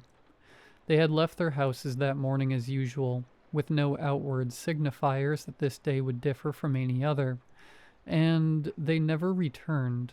The following day, I remember accompanying my mom on a drive into the town's foggy maw, to search for him only to find all the other moms and kids doing the same thing, headlights scanning vainly for things long since gone. Even at that young age, I somehow knew, intuited at least, that my dad was never coming back. It took some of that growing and comprehending I mentioned before to realize that Dad had already been gone a long while before that day the dads disappeared. The next day, the moms organized a search party, scouring the woods around the town for dads. I wasn't allowed to go, so my older sister was left with me at the house. I remember spending the day staring out of my bedroom window. The only thing I could see through the impermeable mist was the factory's turret, silent, unmoving in the distance, the only constant left. When Mom came back that evening, I heard sobs, harsh breaths, and the frantic exchange of hushed voices between her and my sister. I wasn't supposed to hear, but I sat hidden at the top of the stairs and tried my best to make out what had been discovered. My mom has never spoken about it again. Any of it. Not my dad, not the crawling, not the fog, not the town, not the factory, not what they had found there. After corroborating with my sister, what I know is this. The moms had followed several trails, hand and footprints, coming from all different angles into the forest. Along these trails, they found articles of clothing, Dad's clothing, across the forest floor, although the clothes hadn't simply been removed. They had been bifurcated, precisely down the middle, as if carefully sliced off whatever was wearing them, and they were hot to the touch in spite of laying on the cold earth for at least a whole day. Gradually, the various trails of prints had begun to coalesce and meet in the middle, beyond the point they all met. About 1 mile south of the factory, they formed one single trail, one set of hand and footprints, the size of 70 men's put together, which crawled in a straight line directly to the factory. The very next morning, we left town. I'd been woken up by Mom around dawn, who listlessly told me we were going and we wouldn't be coming back. I barely had time to fill a backpack with my things, let alone begin to comprehend the emotional weight of all that was happening and what it meant. Dad's possessions were left entirely untouched. I got the distinct impression that nobody would ever touch them again. As my mom listlessly drove the car through the last of the mist, which dissipated as soon as we had pushed through the town's surrounding woodland and broke free of its limits, she kept her eyes fixed firmly on the road ahead. If at any point she had looked behind her, she would have seen the town swallowed whole by the fog, all except for the factory, which still stood tall in the far distance, glowing deep red from within, as if filled with an infinity of burning coals.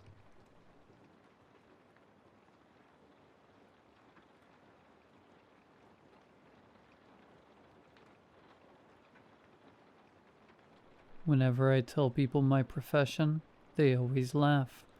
A professional residential exorcist?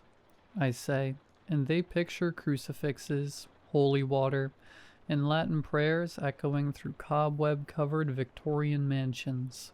They picture Max von Sydow from The Exorcist, with his sharp cheekbones and unwavering sense of justice. They can never imagine what I spend most of my time doing: filing noise complaints with local councils, negotiating legal occupancy with unauthorized tenants, and explaining to terrified homeowners that the demon scratching noises from their walls are just rats and cockroaches having a blast in the insulation. My name is Xavier Rexar, and yes, I do have a Master of Exorcism Studies from SOAS, University of London. It was a niche program, run only from 2009 to 2013, an experimental collaboration between the Department of Theology and the Department of Cultural Anthropology. I was in the last cohort. The program was discontinued afterward. Of course, a degree alone isn't enough, so I went back to law school. Nothing embodies the identity of a professional exorcist quite like explaining to a ghost, while quoting the 1988 Housing Act, that the house would no longer belong to him once he died. Yes, Mr. Henderson, you do need to move out, because the new owner finalized the sale 3 months ago, and the deed is in my possession. I've been doing this for 7 years.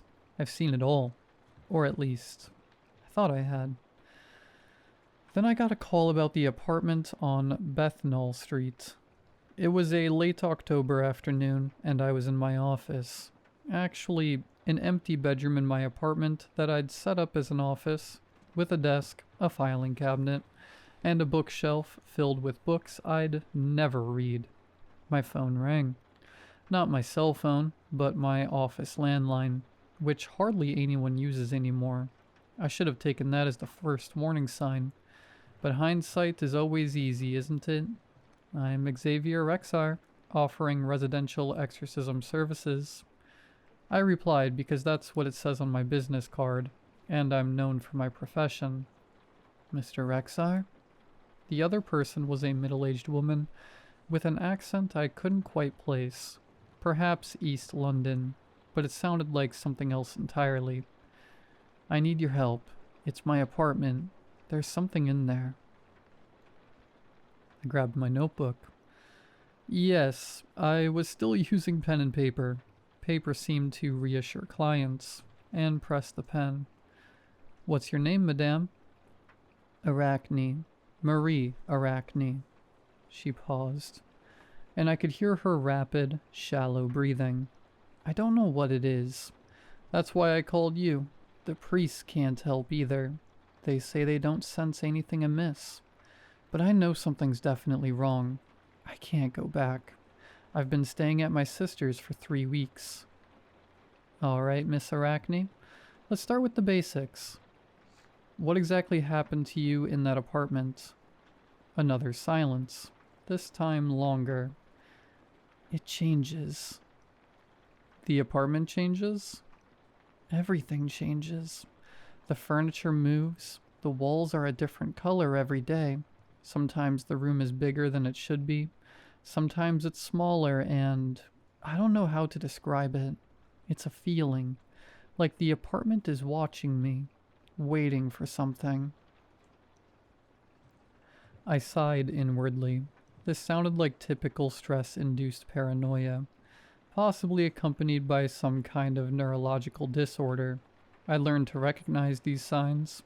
Vague descriptions, emphasizing feelings rather than specific events, and an inability to provide concrete examples. But I had to pay rent. My services weren't cheap. Did you notice any physical symptoms in that apartment? Like headaches, nausea, and dizziness? No, none of those symptoms, Mr. Rexar. I know this might sound a bit strange. I know you might think I'm crazy, but I'm not. Really not. There's definitely something wrong with that place. Something definite.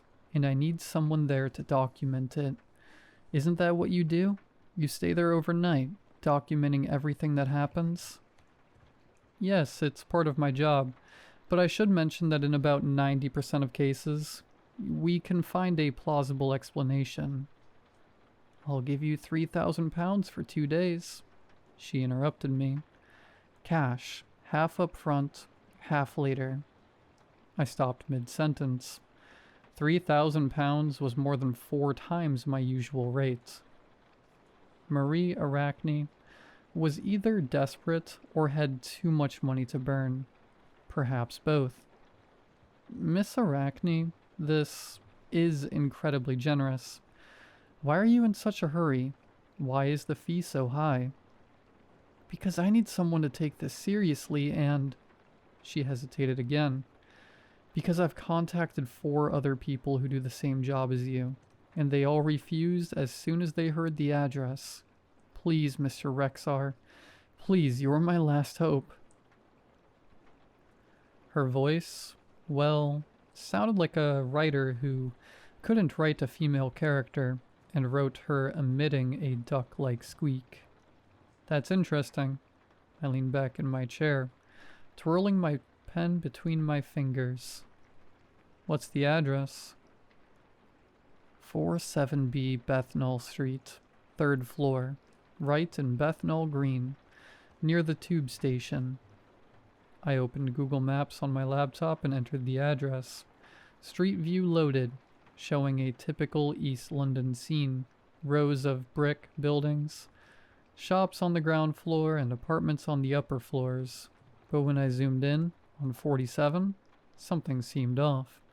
The building looked a little blurry, not very clear. It was like the camera was moving while taking a picture, but the surrounding buildings were all clearly visible. Mr. Rexar, are you still there? Yes, I'm sorry. I was checking... Miss Arachne, I need to ask you a question directly. Have you been experiencing any psychological problems lately? Like depression, anxiety, or anything like that? I don't mean to offend you, but these symptoms you've described can sometimes be related to anxiety disorders, etc. I haven't had a mental breakdown, she snapped. I haven't been hallucinating. I haven't been on drugs. I'm a high school teacher, Mr. Rexar. I grade papers and complain about the education standards, boards, inspections. I'm bored, and I'm normal, but my apartment isn't normal. For 7 years, I've learned to distinguish between 3 kinds of people: confused people, mentally unstable people, and people who have truly experienced inexplicable things. Marie Acne sounded like the 3rd. Well, I said, making a decision I later deeply regretted. I'll take this case. When would you like me to start? Tomorrow. I'll be waiting for you outside at noon with the keys and half the payment. Thank you, Mr. Rexar. Thank you very much. Before I could ask any more questions, she hung up. I sat there staring blankly at the blurry image of 47 Bethnal Street on the screen, a strange unease creeping up my neck. I told myself it was no big deal. Just another job, another confused client, an extremely ordinary problem. If I spent a night in the apartment with a carbon monoxide detector and thermal imaging camera, everything would be clear. I'd never made such a huge mistake in my life. The next day, I took the Central Line to Bethnal Green Station. It was a typical overcast day in London in wintertime. The sky seemed to hang 3 feet overhead, like a wet blanket pressing down on everything. We get a lot of cases at this time of year because there are so many people with depression. I packed my overnight bag, a change of clothes, toiletries, a laptop, an electromagnetic field strength meter, a carbon monoxide detector, a flashlight, a first aid kit, and a copy of the land registry information I had checked earlier. That's when I encountered my second problem. Though I didn't fully recognize it at the time, according to the land registry, 47B Bessner Street didn't exist. 47 was a shop, a Turkish kebab shop. Above were apartments, 47A and 47C. 47B didn't exist. I initially thought it was just an administrative error, perhaps due to recent renovations and the system not being updated yet. I'd encountered this before. I should have turned back. I should have called Marie Arachne and told her I couldn't take the case. But 3,000 pounds is 3,000 pounds. I found Marie Arachne waiting outside the kebab shop, but as she had said, I guess she was in her 50s. With brown hair streaked with gray, tied in a neat ponytail, and dressed in comfortable, slightly worn clothes. The kind of person who prioritized practicality over fashion. She looked exhausted, not just physically but mentally, like someone who had been under prolonged stress. "Mr. Rexar?" She approached me immediately, extending her hand. "Thank you for coming. I thought you weren't coming." I shook her hand. Her hand was strong, but her palm was dry. There was no sign of sweat or trembling. "You mentioned that other exorcists refused to take this case.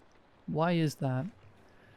It was evening, the traffic was bustling, and people hurried across the street from the barbecue restaurant and Tesco convenience store. No one noticed us. "I don't want to talk about this here," she said.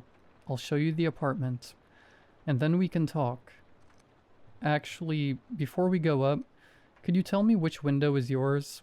That way I can find my way." She looked at me strangely. "There are no windows on this side of the apartment. It's in the back. Come on, I'll take you there." She led me into a narrow alley next to the kebab shop. London is full of these narrow passages, usually filled with the musty smell of garbage and beer. But I suddenly realized that this alley smelled of nothing. No garbage smell, no restaurant food smell, not even the usual London smells of car exhaust and rainwater. Absolutely nothing. The complete absence of smell in London alleyways should have been my third warning sign, but I was busy figuring out where this building was. The alley led to a small courtyard, one I was sure couldn't be seen from the street. A door was embedded in the brick wall, painted a mottled green, perhaps once the color of the forest, now more the color of pond scum. Above the door, a rusty brass number read 47B. But that wasn't what made me stop and stare. This building, if it could be called a building, something looked wrong. I'm not referring to its dangerous or dilapidated appearance, but rather its unreal quality. The bricks have texture but no signs of weathering. The mortar joints are too perfect, too regular. The windows, I can see a few now, facing the yard. They reflect nothing, just like painted glass, empty and gray. And its proportions are off. It's not an obvious error, not one of those "this building violates the laws of physics" errors of the Leaning Tower of Pisa, but a subtle, nauseating one. Like looking at an Escher painting. Everything seems normal until you try to follow a line and find it leads to an impossible place. "This is it," Marie said, pulling a key from her pocket. She handed me the key but didn't approach the door. Her hand began to tremble. "I still have assignments to grade. I told you. I haven't been inside for 3 weeks, but you'll understand. You'll understand once you're inside." I took the key and examined the door more closely. As my gaze left the door, the wood grain seemed to move, flowing like water, as if the rings of a tree were rearranging into some kind of pattern, like some kind of alphabet I'd never seen before. "Miss Arachne, I need to ask, when did you move into this apartment?" 6 months ago. I rented it through a real estate agency. It was a very good deal for the area. I should have been suspicious, but I thought I was lucky. Do you still have the lease agreement? She nodded and pulled a folded document from her bag. I glanced at it quickly. A standard, short-term lease agreement. Nothing wrong with it. The real estate agency was one I'd never heard of before, called Perpetual Properties Ltd., with an address I couldn't see clearly. However, when I looked at the signature section, Marie Arachne's name, which should have been her own handwriting, was moving. The letters crawled across the paper like insects, rearranging themselves to spell different words.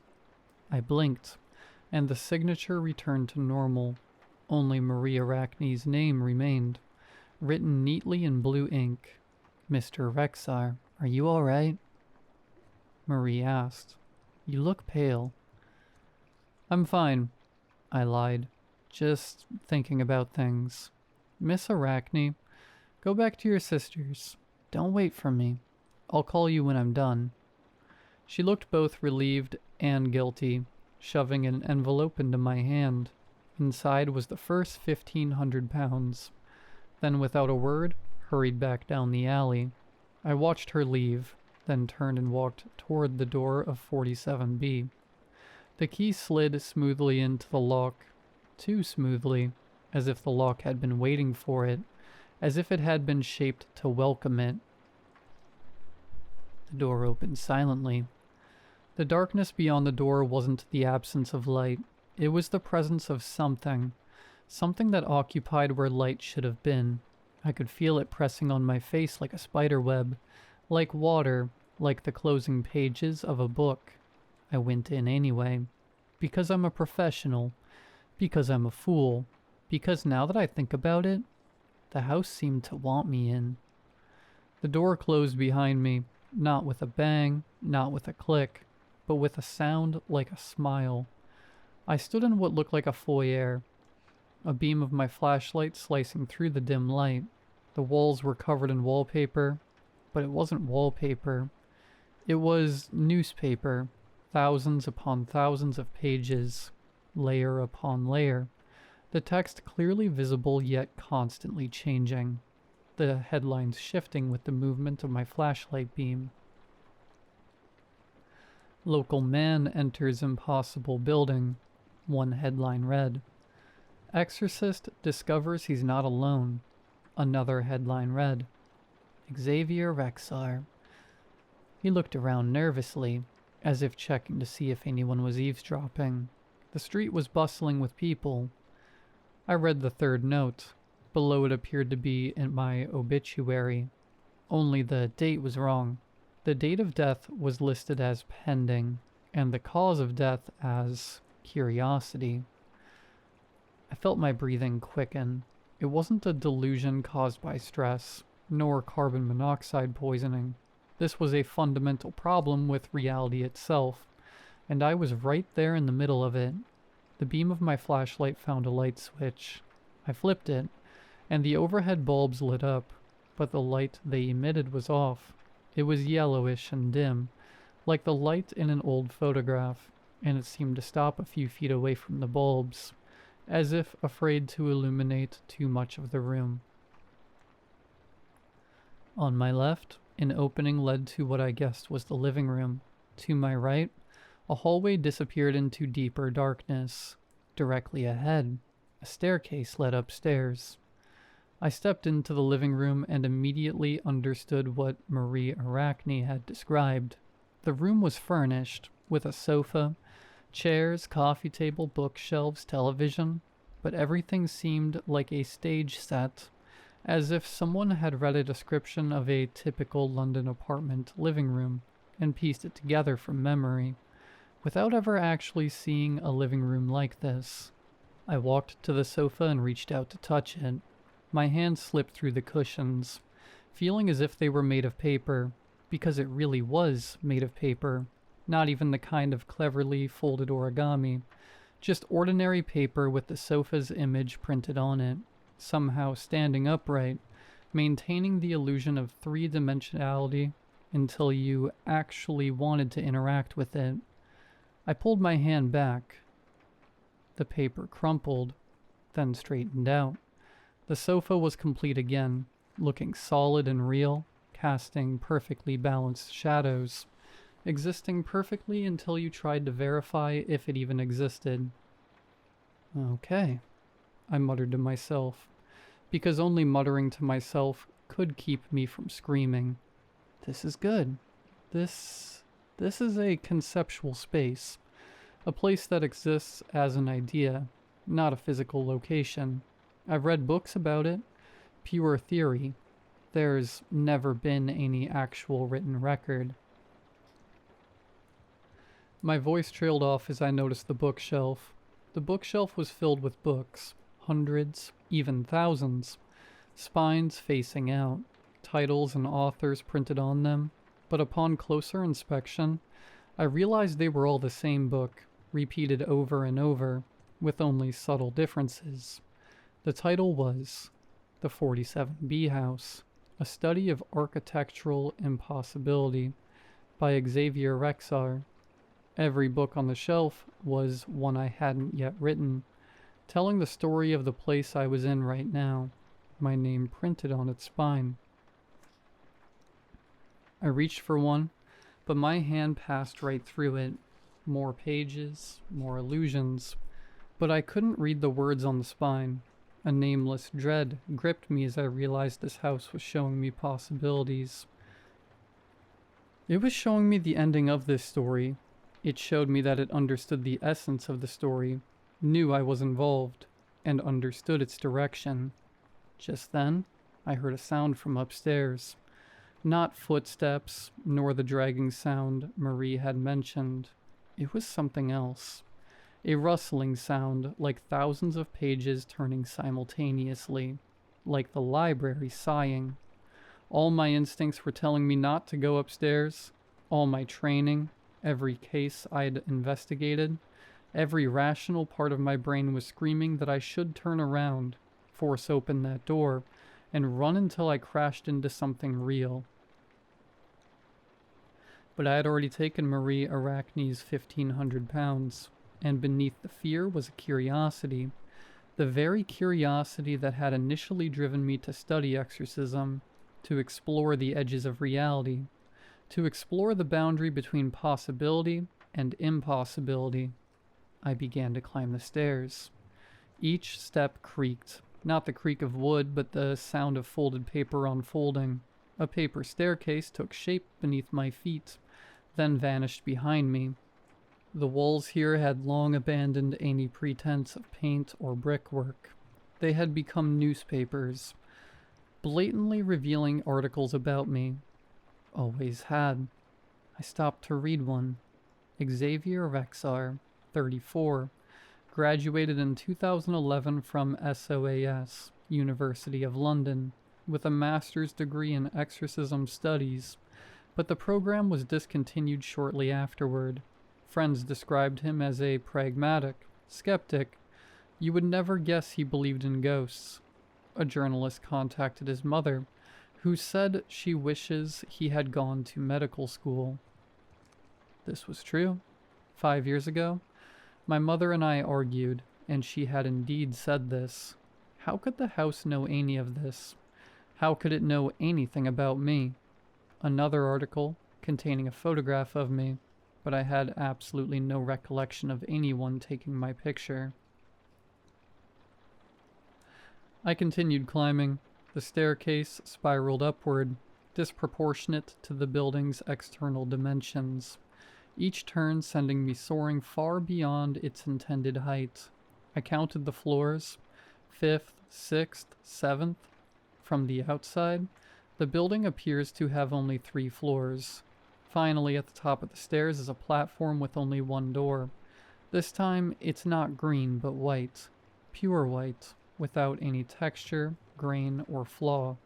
Just pure white, smooth, and absolute. I can still hear the rustling behind the door. Now it's louder, more urgent. I push the door open. The room beyond is unbelievable. It stretches in all directions, far beyond my sight, far beyond the building's capacity, and far beyond the limits of physics. The ceiling disappears into a sky that isn't a sky, neither dark nor light, anything I can't describe in words. And the walls. The walls are entirely composed of pages, billions of pages, endless pages. Every page ever written anywhere in the world, in pages that exist only in possibility, only in drafts, only in stories that will never be told. They cover all surfaces, layer upon layer, so thick that the walls themselves seem like compressed text, pressed together by the weight of narrative. In the center of the room, something was writing. I say something because I truly didn't know how to describe it. When I looked directly at it, my eyes couldn't focus.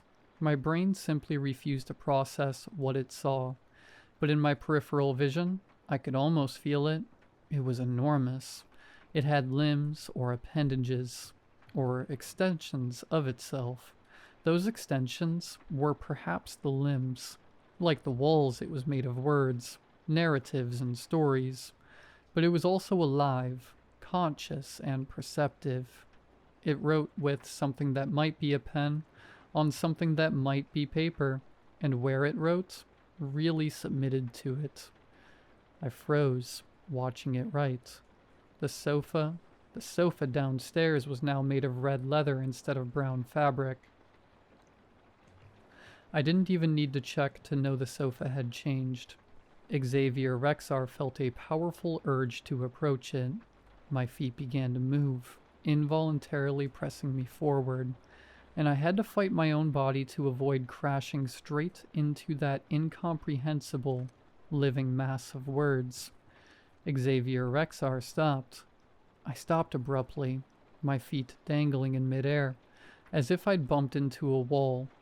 That thing, or rather the house, because I now understood that the entire building was merely an extension of this entity, a materialization of something that existed primarily in narrative form.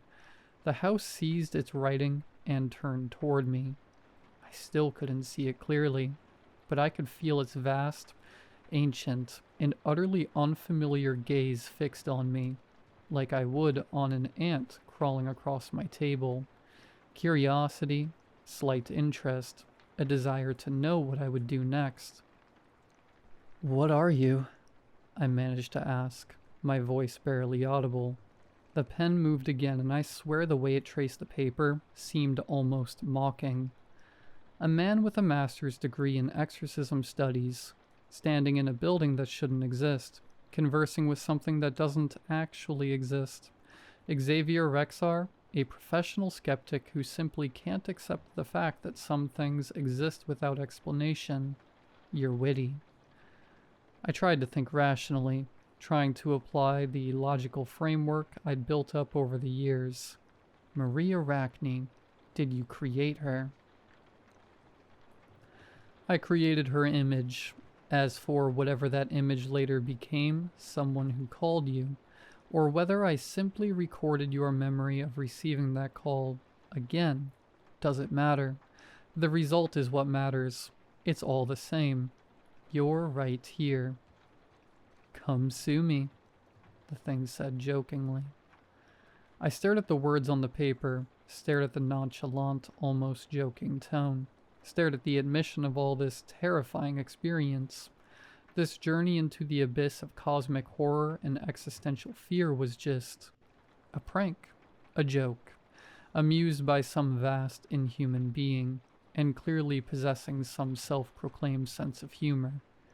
"For you, this is just a game," I said slowly. "You're just teasing me, just for fun."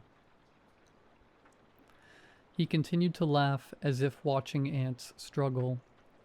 "People have died here," I said, the names of those I'd read in newspaper articles flashing through my mind. People who entered 47B and never left. "Do you find that funny?" The house displayed various texts to me about their happy endings. "You want me to believe you've turned living people into words." I looked around at the infinitely large room. The walls made of pages, and the entity that wrote reality. I made a decision that would be either incredibly brave or utterly foolish. No, I said. The pen stopped. No, I repeated. I don't accept it. I turned and walked toward the door. Xavier Rexar cannot move, the entity wrote. I continued walking, one step, then another. My muscles were under my own control. My choices were my own. Xavier Rexar cannot move, it wrote again, but it wasn't in a hurry. I went to the door and grabbed the handle. Behind me, the rustling sound grew louder. Xavier Rexar can't leave. Xavier Rexar can't leave. Going home, I said. Then remembered I had a pen, so I wrote on the wall. The thing started laughing. I could feel my skin being rubbed. A warm sensation, and I heard something like a baby's laughter. The staircase behind the door changed. Shorter, steeper, and descending at an almost impossible angle. But it was downward, and that was enough. I ran, taking 2 steps at a time, and behind me, the house seemed to be laughing. The living room flashed by in blurry images of paper furniture and newspaper-covered walls. The foyer appeared before me. The front door was right there, green, peeling, and almost impossible to open. But I grabbed the handle and pulled hard, and this time, it opened. I stumbled into the yard, landing heavily on the sidewalk, scraping my palms. I struggled to my feet and ran down the alley. Without looking back, I dashed into Bessemer Street.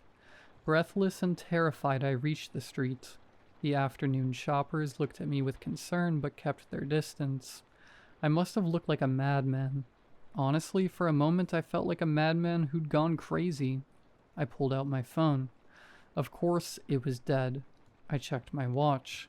It was still Wednesday, the afternoon of the same day I'd gone in. I'd only been there for an hour.